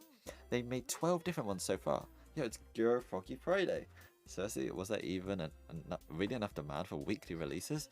The one I have on my phone is the first one, the ordinary Gyro Froggy. After that was the fatty Gyro Froggy and the rugged Gyro Froggy. Without skipping a beat, Nanami recited the names of the various Gyro Froggies. Fourth was the smooth Girafroggy. Fifth was the shiny Girafroggy. The sixth was the most popular, the cat Girafroggy. Then came the spooky Girafroggy, the stupid Girafroggy, burning, froggy, zombie, and drunk. How the hell did she remember all those? Hang on, have you collected all of them? Well, duh, there's no point if you don't collect them all. There's fucking Pokemon! That's why there's such a huge line to buy one every week. For a half-assed piece of garbage like that, to be honest, even I could shit out a better design. Wait, why has she even decided to start lecturing me on Girafroggies to begin with? So yeah, I'm giving you this goggling Girafroggy. What? Why? If you hang it on your phone, I bet you some of the girls in school will give you the googly eyes themselves. After saying that, Nanami started to put the strap on my phone. I don't want that, the fuck? There's no point if you don't collect them all, right? If you give me that, your collection won't be complete. No, don't worry about that. I bought 2. Do you buy 2 every time, or? I was starting to seriously doubt her aesthetic taste. Nah, just this time, I bought an extra one for you and your phone, big bro. Purposefully? Purposefully. Having now finished attaching the strap, Nanami gave a satisfied nod before wrapping her mouth around her soda straw. Then she suddenly leaned forward, startling me. Although it's not like I stood in line just for you or anything, baka. I just did it because I could, that's all. I don't want it. Oh, what? Nani? Still leaning forward, Nanami opened her eyes wide. She looked like she might throttle me at any moment. You don't want it, even though I purposely went out my way to buy it for you? You said you just did it because you could. Besides, I don't care about Girafroggies. If anything, I think they look horrible. This is why you're not popular with the girls, big bro. I'd almost expected her to slam me, but surprisingly Nanami managed to rein in her temper and sit back down. Then, instead of taking her anger out on me, she started nibbling on a fine set as she sulked. Well, it's not like there's any point in resisting. I've already put it on after all. She sure was acting like the queen of everything. Then again, I knew jack shit about cell phones, so it was true that Nanami knew best her. And if you even think about taking it off, you'll be the one standing in the weekly line. Got it? Oh, weekly line? For what exactly? Hello, so you can buy the new Gira for you. The whole thing usually takes a couple hours. Fuck that. Not a chance in hell. No way I was going to let my sister hit me with a threat like that. But a while after that, Nanami wordlessly continued to fiddle around with my phone. I wasn't particularly picky about whatever she was setting up, so I honestly was grateful for the silence. To be honest, this all feels kind of strange. The next time she opened up her mouth, her sullen demeanour from before had completely disappeared. I guess she only needed a few minutes to forget annoying shit instead of having to sleep it off. Talk about easy going. In a way, I envied her. Yeah, but it really is strange. Feels like we haven't gone out for like this in forever, big bro. I wonder when the last time we did something like this was. I actually can't remember. You're always cooped up in your room watching anime and playing games, so I guess it only makes sense. But yeah, doing this every once in a while is nice. Gotta shake things up, you know. It definitely sucked doing this every day though, even for me. Cute. Nanami placed my phone on the table and picked up her fish sandwich. She happily undid the wrapping and then heartily sunk her teeth in. Come to think of it, I feel like she had said at one point that the fish sandwich here was her favourite food. Having fun getting fat, cow. Okay, that was a bit mean. Nanami instantly stopped me going, uh-oh, you struck a nerve. She glared at me menacingly. And then after hesitating for a second, she bashfully held out her half-eaten fish sandwich. Want the other half? You already ate too. You're already too late there. Saying stuff like that will make all the girls hate you. You better keep that in mind, you big jerk. Nanami ended up finishing the fish sandwich all on her own. What a fucking fat ass. God damn, it was just one sandwich, bro. Chill. Judgment is nigh for the city. Ooh, ominous. After that, Nanami held me hostage with hours of useless chatter, and by the time I finally had my phone back, it was already dark. It had been a long, painful few hours, but eventually I was able to get away from Nanami and started heading back home. All seemed to be in full swing now, with the night breeze carrying a slight chill, one that soothed my headache and nausea. Those two things never failed to torment me whenever I spent a long time in crowds. Honestly, Nanami, kill yourself. Actually, don't actually, but still, kill yourself. She only ever thought about herself. She probably didn't even have a clue about how much torture she constantly inflicted on me. If I had the option, I'd love to snap my new phone cleanly in half right now and throw it into the nearest trash can. It wasn't like I bought it with my own money after all. But if I actually did that, it wouldn't just be Nana me that would come to my base, but my parents too. And then without picking up on a damn thing, they just go, "Oh, since it broke on you, let's go buy you a new one," like the idiots they were. Right, BRB, putting food in the oven.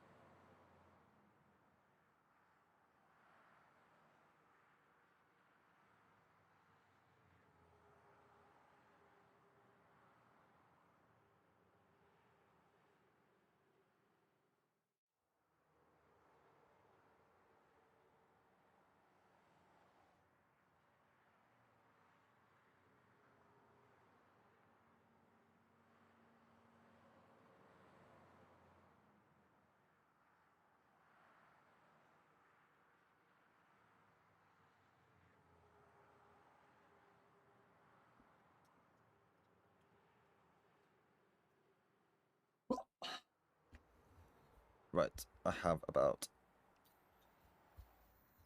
14 minutes or so, and then I will be ending. I should have got water. Let me get water real quick, actually.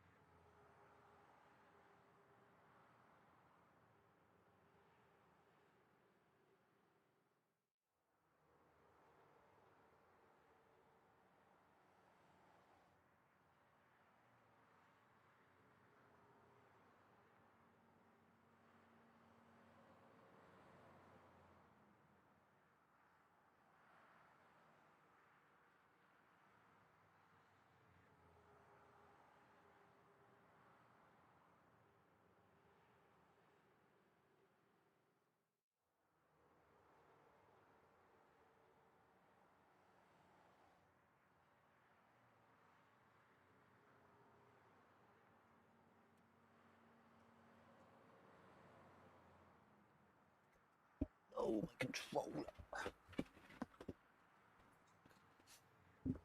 Oh. Right, he's back. Oh no, what have I just done?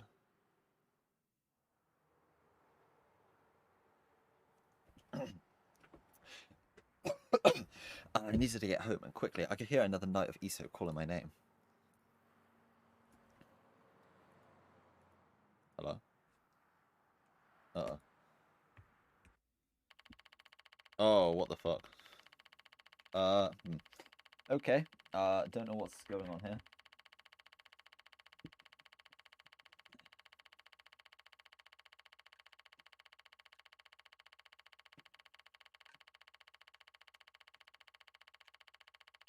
I think my controller just activated or something. Yep. Yeah, I like knocked my controller off my desk, and even though it unplugged, it had like stuck, like the thumbstick had stuck down or something. What's the demons? One of the two. I needed to get home and quickly. I could hear another night of Iso calling my name. Not a single day had passed recently that hadn't filled me with endless anxiety. I really hope my peaceful everyday life would hurry up and come back already.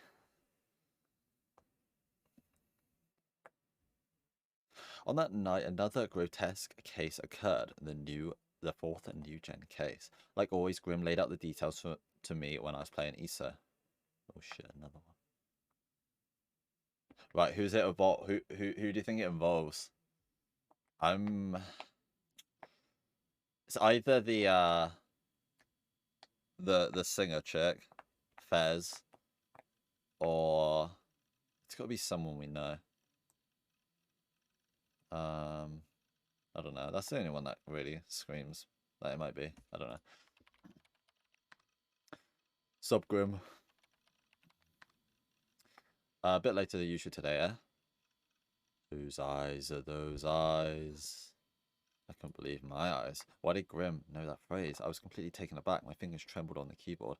I didn't even know where to start with responding. Hell, even just looking at what he typed nearly took everything out of me.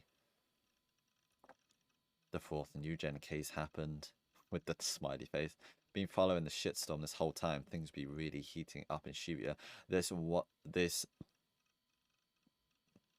one's seriously fucking crazy, dude. Lol. The victim's corpse had all the blood completely drained out, and the corpse was really something freaky. Seriously, goddamn freaky. Lately, I've just been starting thinking that the occult theories might even be true. There's no way a person could do this.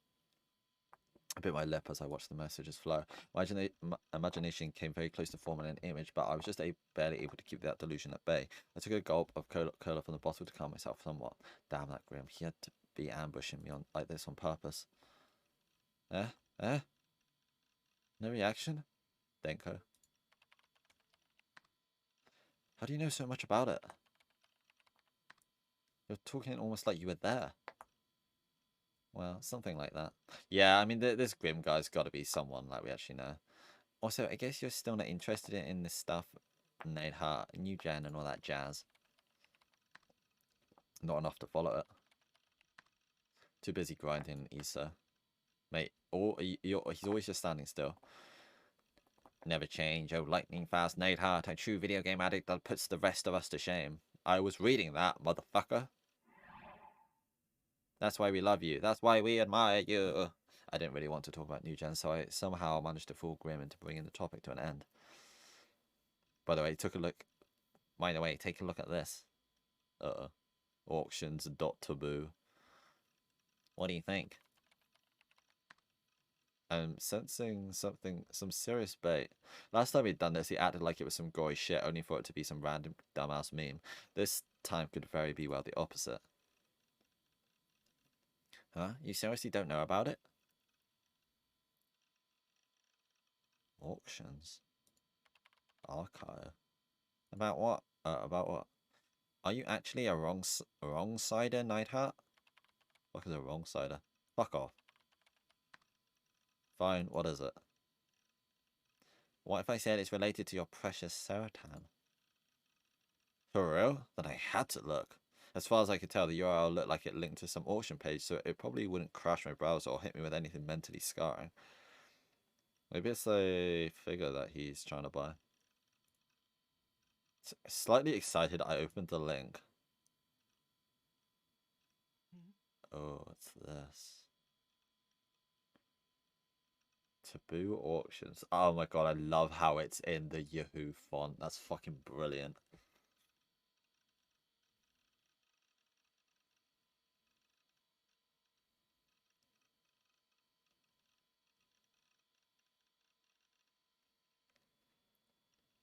$40,000. Is that like $400?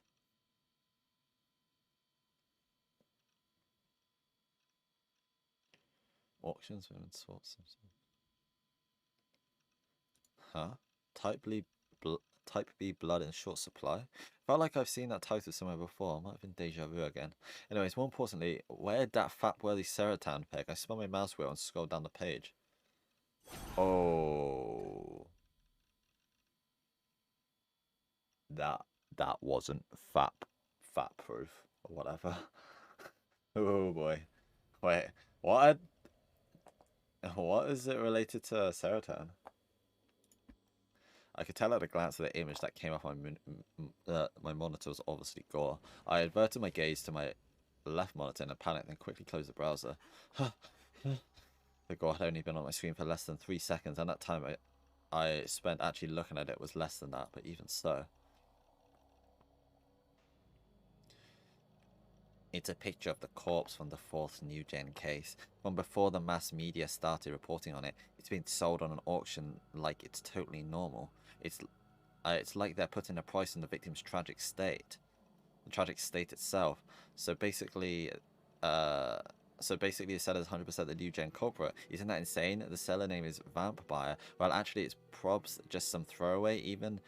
So this has already caused total shitstorm online, being posted all over tons of image boards. There's even memes. It's like Rule 34. People do this shit way too fast, lol. Oh yeah, did you notice the dying message in the image? Probably the eyes thing, right? Dying message? It's written on the wall with the victim's blood. Still can't believe it's there. The culprit probs did it for shits and giggles. Hello, Nighthawk-san, are you alive? Is your comp frozen? Dying message? I'd only seen the image for an instant, and yet... This is a game. It can't be real. The world can't be real. This has to be a game world. The victim's last message, written sloppily in deep red blood, had been burned to my mind. No matter how much I tried not to think about it, the letters rose one by one on my closed eyelids, urging me to realize them. How is that phrase there? I knew those words all too well, words I often murmured to myself, words I asked, and nobody in particular, the words Grimm had first said when I jumped into ESO. It was like they were everywhere now, those words that I had never actually said to anyone throughout my entire life. Oof. Why is he green? Ooh, chapter 3. I mean, I can still go for half an hour, so I might as well carry on. I probably won't be streaming tomorrow because I've got some busy stuff happening, but the next 2 days it should be okay. Late night Shibuya 4 AM. Despite being named the city that never sleeps, very few people were currently present as most popular locale, Scramble Crossing. Instead, many taxis were parked in their place. Isn't Shibuya where Persona 5 is set? I think it is. Shibuya Crossing. Instead, many taxis parked in their place, ready to carry away the drunks unwilling to wait for their first train in the morning. A generous amount of the drivers were reclined in their seats, napping.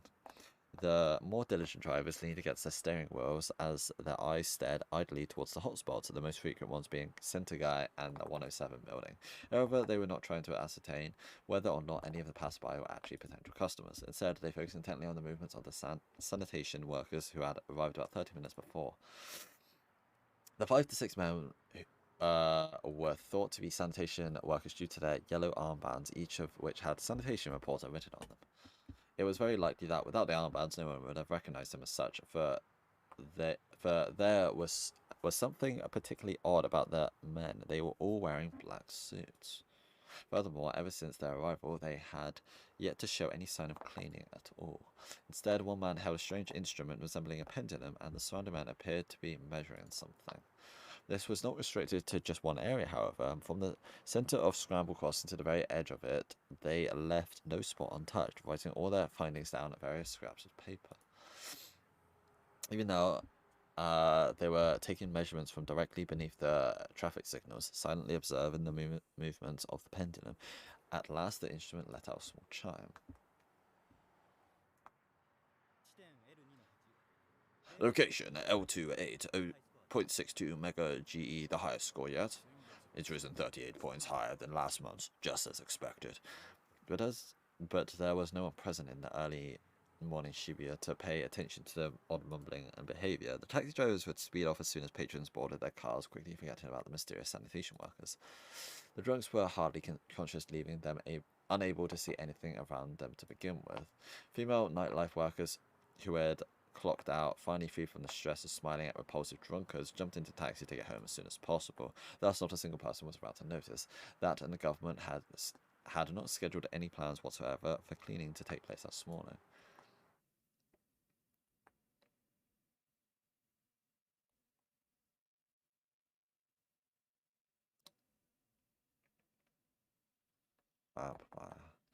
Even after the weekend had passed, the uproar brought on by the fourth new-gen case, now dubbed the vampire incident, hadn't even come close to calming down. A man's corpse had been found with all of its blood taken out of it, leaving the surface of the body a sickly, inhuman shade of green.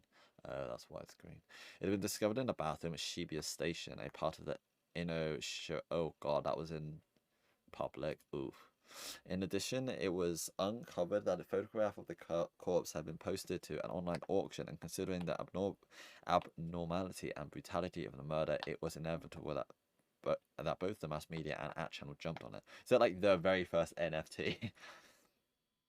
Special attention had had been paid to the headline of the auction page, which read Type B blood in short supply. Tissue packs advertising an upcoming blood drive had been handed out in large quantities in front of Shibuya Station a few days prior to the incident, and the exact same message had been written on them. I had one of those tissue packs on hand. Reading back over again, the insanely strange words didn't read like an ad for a blood drive anymore. They read like some kind of advanced message of the crime.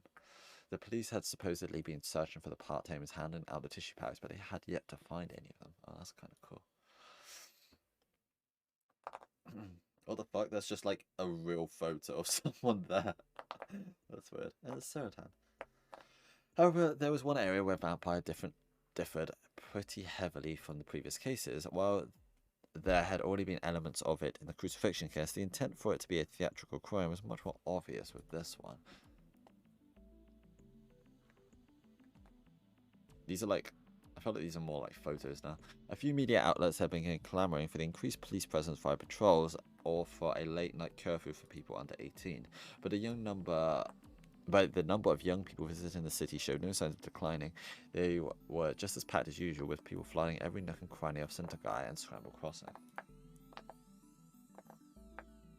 The internet was so thirsty for news, a group of people trying to be snakes snuck into Shibuya late at night to post live updates, and there had also been a phrase that was trending among the city's younger population. Whose eyes are those eyes? It wasn't just online either. The phrase had penetrated the ranks of each and every Dokian walking around Shibuya. On that channel, it had become common practice to tack the phrase onto anything, regardless if it was related or not. This week's of Bloodshot won't have much Serotan. Whose eyes are those eyes? The new patch's weapons are so weak they're actually unstable. Whose eyes are those eyes? What whose eyes are those eyes is that from? And so on. To people my age, New Gen was probably just something new, exciting to follow, the newest shit show to obsess over, but to me, it was the most aggravating thing possible.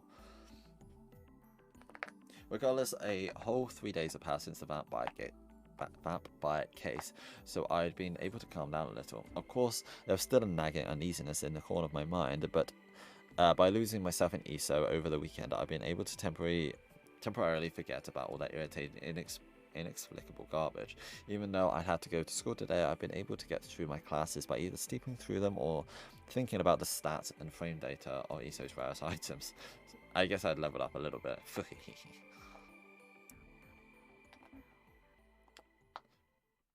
Indoors. Shady Corp. Wait, what? 500,000 yen to apply. And so on my way home from school, I stopped by At Cafe for the first time in a while. It made me happy to see that the room I usually use, room 37, was vacant and ready for me. The last time I'd set foot in it was at least 2 weeks ago, meaning that this was the longest gap I'd ever had between visits. A subtle breeze flowing from the air conditioning, the manga stained with smell of tobacco. How comfortable it was to sit back in the recliner, the snores of old men cutting through the silent, still air. It all provided the store's interior with an aura of pure nostalgia. I inspected the chat logs on room 37's PC, and that's when I realized both members of that chat log were you. This Shogun is you. Dude, we haven't seen it for ages. I hadn't seen Yua since then. We were in different grades and I didn't go to school that often, so it made sense why we hadn't come across each other. Yua's got some incredible delusions. I couldn't help but pity her. She was very clearly sick in the head. Gaslighting much.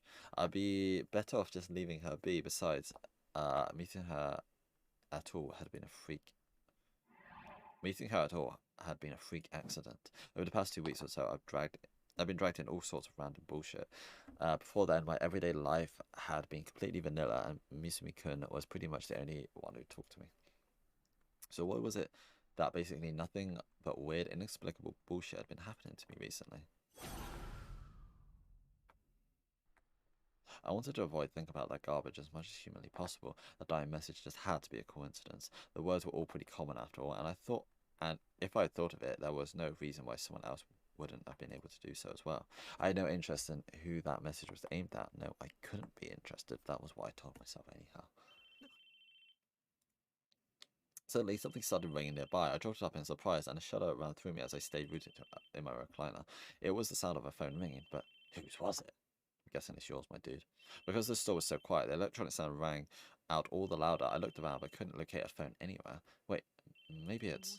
A thought came to mind as I fished around in my bag. Sure enough, the ringing was coming from a cell phone I bought just a few days prior. I glanced warily at the LCD display. Normally the caller's name would be displayed there. Was it a good idea to answer?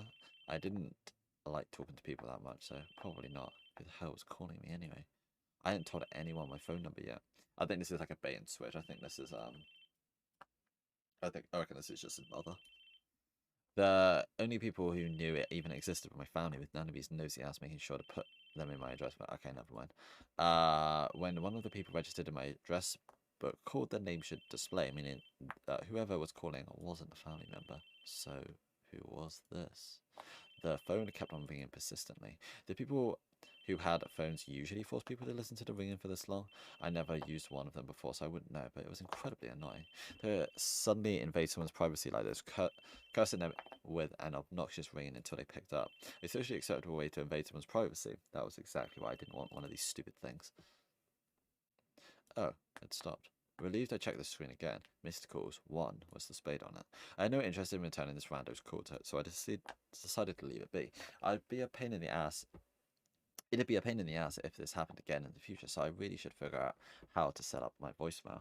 Ugh, cell phones were such a pain in the ass. I didn't even like phones to begin with. I mean, come on, they were freaky as hell. How exactly were you supposed to know if the person you were talking to on the other end was the actual person you thought it was?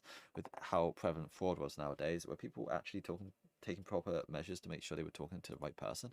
I couldn't help but wonder how people would be able to calmly have a conversation with someone who might have been an impersonator.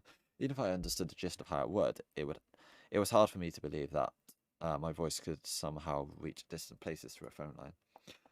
When you talk on the phone, your voice is temporarily converted into electrical signals. They pass through the phone lines until they reach the recipient, where they are restored back to normal. That's when they become audible. In order to talk on the phone, you need to go through this conversation process at least twice. With a cell phone, your voice is first converted into electrical signals, then it travels to a nearby base station via radio waves, which then run through normal phone lines to the switching station, then to the closest base station to the recipient, before finally arriving at the cell phone right afterwards. It was a bizarre, complicated process. If my voice was replaced by electrical signals, could the other party really hear my voice word for word exactly as I had sent it? In fact, wasn't it possible that in the conversation process, my voice and my words could be transferred into something completely different? For instance, if I called Nanami, but instead of connecting to her, it connected to some strange, shady facility, and there I would end up talking to someone I had never met who was only pretending to be Nanami. Maybe they wouldn't even be a person, but a computer instead. That was the big reason why phone calls freaked me out so much. They were even scarier than talking to someone face to face. True. Phones suck. When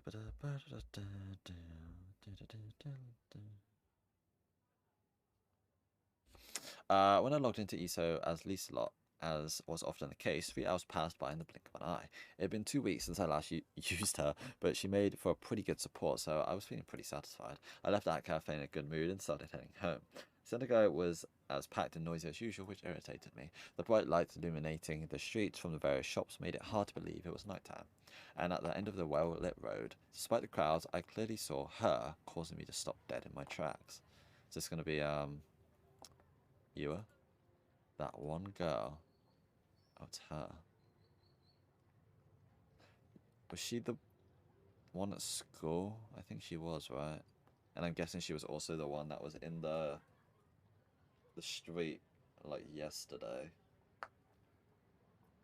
With this fucking sword, dude. In the midst of so many people, she glared directly at me. Right smack in the centre of Syndigo, where people were coming and going without reprieve, where it was difficult to even walk straight, she stood still, resting the gigantic sword she carried on her shoulder. The spectacle was completely absurd, and yet no one paid her any mind. The stream of people flowed right past her with no change in demeanor. I'm pretty sure, like, I'm pretty sure, like, this is a delusion sword or something, and he can only see it. I think this is what this is. I can't remember that. She was the girl I'd seen at 107. She had been there when Nanami was dragging me around to buy a cell phone. The shape of her sword, her sumo uniform, her long black hair, everything matched perfectly. Back then, she had been standing at the top of the stairs in front of 107, watching the passerbys come and go. and I remember the sharpness of her glare. I met her once before, at school. Yes, that's what I mentioned earlier. She had these almond-shaped eyes and clean-cut, model-like features, and yet they only served to make her seem all the more unapproachable, and it was all capped off by that long, silky black hair that stretched all the way down to her waist. She was girl B, the one who had so rudely probed me in the corridors after school one day, asking me who I was. Come to think of it, why was she glaring at me? Thinking maybe it wasn't me she was looking at, I turned around. Usually when something like this happened, more often than not, they were just looking at someone who happened to be behind me. But that wasn't the case here. The one she was glaring at, her gaze filled with intense hostility, had to be me. I froze. I knew now what it felt like to be someone's prey. Glaring back was out of the question. I was always terrible at looking people in the eye, so I couldn't help but stare down at the pavement. I should run. Normally I'd go home by taking a left at Scramble Crossing where she was standing, and then I would end up next to Bookfat, but today I headed for the station instead. There was a lot of people there that I'd rather that than deal with some scary 3D girl harassing me. Hell, she might even try to mug me. Or maybe she was only feigning being alone and she actually had several Dokins lurking nearby, waiting for her to lure me in so they could beat the shit out of me. To be honest, they'd probably one-shot me. Like I'd fall for that. I swiveled to the right, only to be caught completely off guard. Ka-chow. Huh? What? Somehow the girl was right in front of me. Flustered, I turned back around to look at Scramble Crossing. She was no longer there. I looked in front of me once again. The girl with the sword was still glaring at me. She just as she'd been before. What the hell? When did she get around me? Legs could only move so fast. That was practically teleportation. And besides, how could she have predicted that I'd turn around in the first place? Hey, you. Her voice reached my ears with extreme clarity. I frantically looked around me. I wanted to think that she was talking to someone else, even though I already knew full well who she was talking to. I searched for anywhere else she could be directing that "hey you" towards, but obviously there was no one. Maybe her in general was a delusion. I don't know. A number of businessmen walked by, glanced at Gelby inquisitively, only to realize she wasn't talking to them, and walked away. Okay, so never mind. She is there, but I don't think the sword is. Gilby, who had been standing there imposingly the entire time, took a sudden step towards me. That was all the confirmation I needed. Gilby had been targeting me after all. Oh god. I'm talking to you. Do you see it? Rude as ever. In my 17 years of life, I could probably count a number of times a girl had talked to me like this on one hand. Well, I guess there was times when Kiramiya Tsubaki, aka Sunko, had talked to me like that, but that was in a tsundere kind of way. Granted, Sunko was just a 2D character from the Erigo Tell Me doll. Gobi kept getting closer and closer as those stupid thoughts raced through my head. Why does she feel so intimidated even though she's a girl, I wondered, but the reasons were simple. The sharp look in her eyes and the gigantic sword she was carrying. For a sword, it had a fairly unique shape. Kind of cool design, to be honest. But it was the kind of thing that operated on anime logic. It had an awesome design, but if you actually used it in real life, it would be completely unusable. It had to be from some mecha anime. Had there been any mecha anime that I'd started airing recently? Even though I knew it was a prop for some random anime cosplay, it still looked incredibly sharp and solid. Like, if you could even much as touched it, it would slice your fingers clean off. What a strange sword. I asked you if you could see it. Girl B had already cut the distance between us by 2 meters. If she swung her sword, it would hit me. Flustered, I took a step back, but it was too late. Girl B closed the distance further and further. Oh. She actually swung the sword. I'm gonna just go with reality this time. I'm interested to see what actually happens. Cowering on the spot, I covered my head.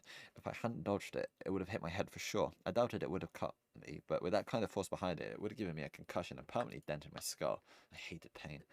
What the hell do you do? I was so shaken that my speech had gotten all messed up.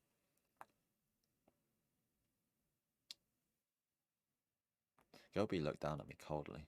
This chick wasn't normal, waving a sword around in the middle of a crowd. Wait, was she in the midst of a hit and run, or could she be the new gen culprit, or the demon girl's accomplice? Help! Don't kill me! The next thing I knew, I was trembling. It felt like I was this close to pissing myself out of sheer terror. What don't you understand? I'm only asking if you can see it. What the hell is she talking about? If I said I couldn't see it, would she kill me?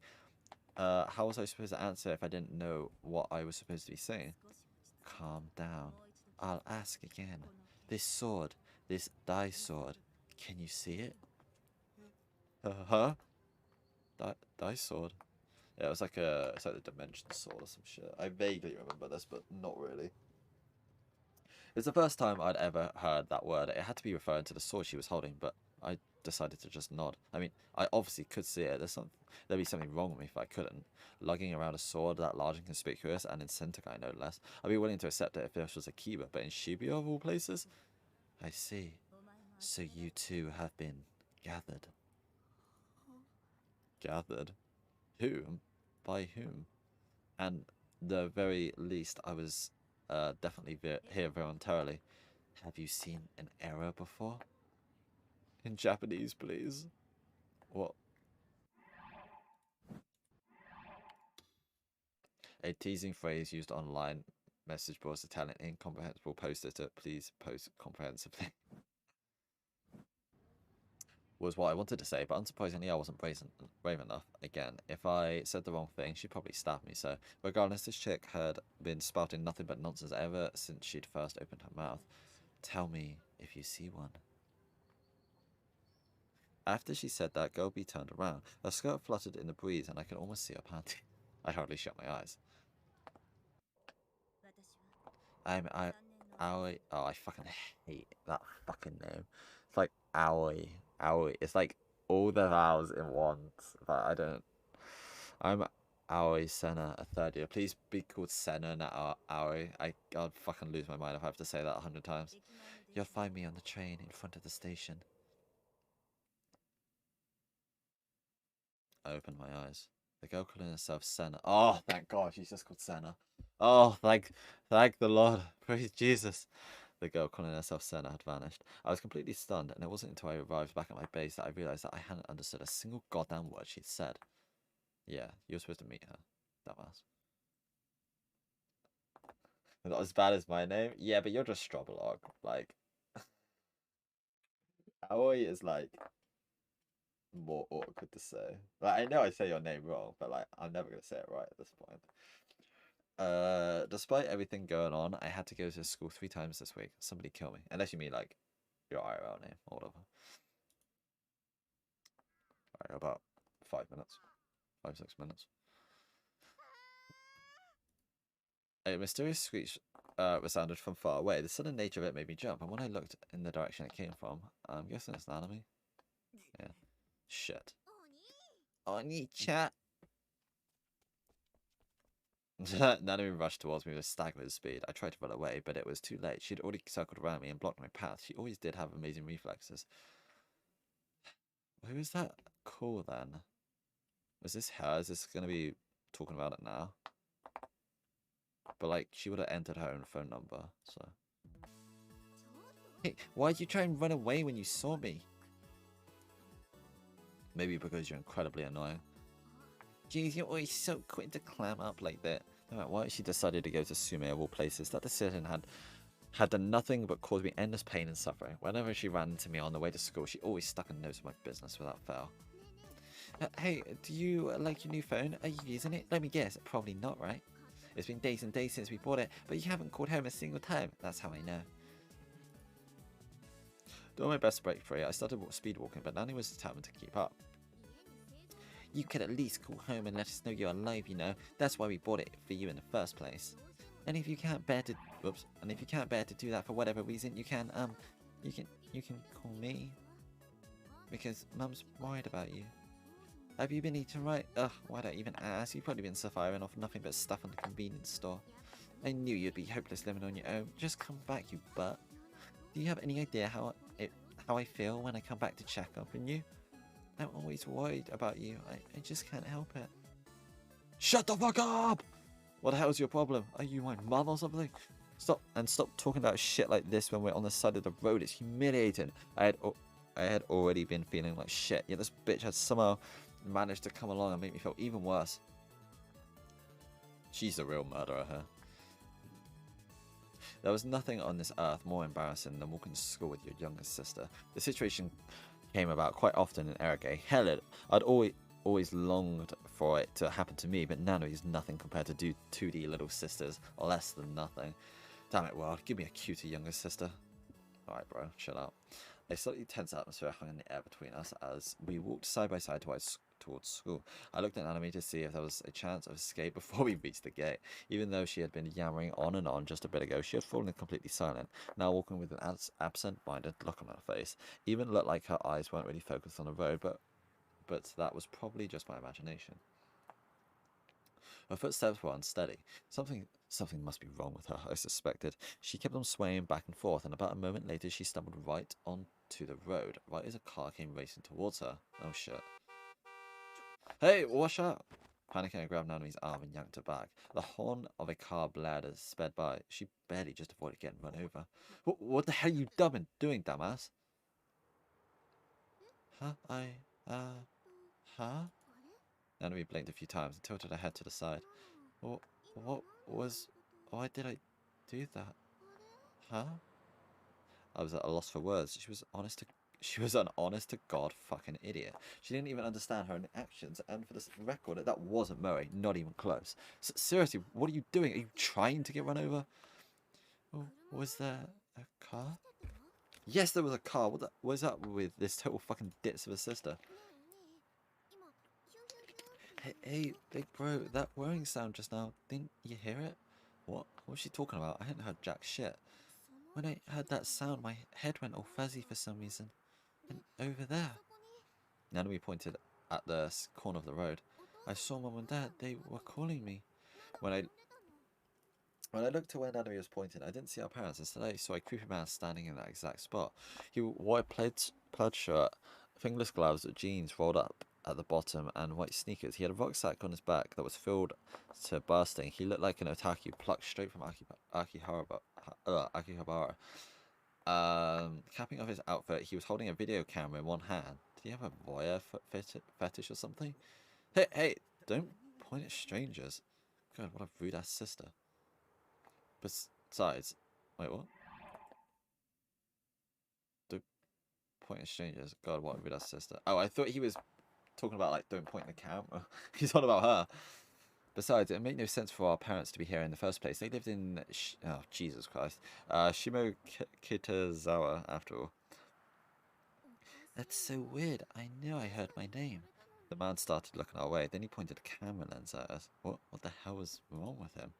Let's go, Nanami. Frightened, I quickly ran from the scene, leaning down, leaving Nanami behind. Fucking hell. Hey, big bro, wait for me. I thought he was going to like, grab her hand and run. Nope, he ditched her. Right, I'm going to leave it there. That's a pretty good place to leave. It was a pretty interesting day. I feel like there was a little bit of like bullshit in the first half where it was like, alright, we get it. This isn't really adding to the plot or anything. It's just like general stuff. But I feel like a lot of decent stuff happened. It all sort of like built on everything. I guess the little date with the little sister was not terrifically exciting, but I'm pretty sure she's like a pretty big character. So right, let's we've got a few people to raid. Wait, he said he was streaming. Did he not start it? I've said a few people to raid, a few people we can't raid.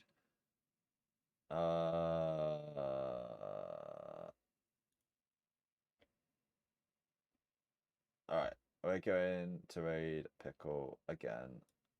Because he's my boy. Thanks everybody for watching. I saw we have a few viewers, some lurkers. I won't call you out, don't worry. I'm gonna eat too. See you next time. Alright, thanks a lot for chatting and hanging out, Stroll Up. Hope you have a good day. Hope to see you again soon. Anybody else that's in chat, thank you for watching. I don't think I'm live tomorrow, but I'll be live in 2 days after that. Or that'll be Tuesday, Wednesday. That sounds about right. We can raid Pickle. He's playing some hardcore Minecraft. I'm not going to bother raiding people with the same game because I don't want spoilers and stuff. And I wouldn't want to watch that since I'm playing it myself. Alright, anyways.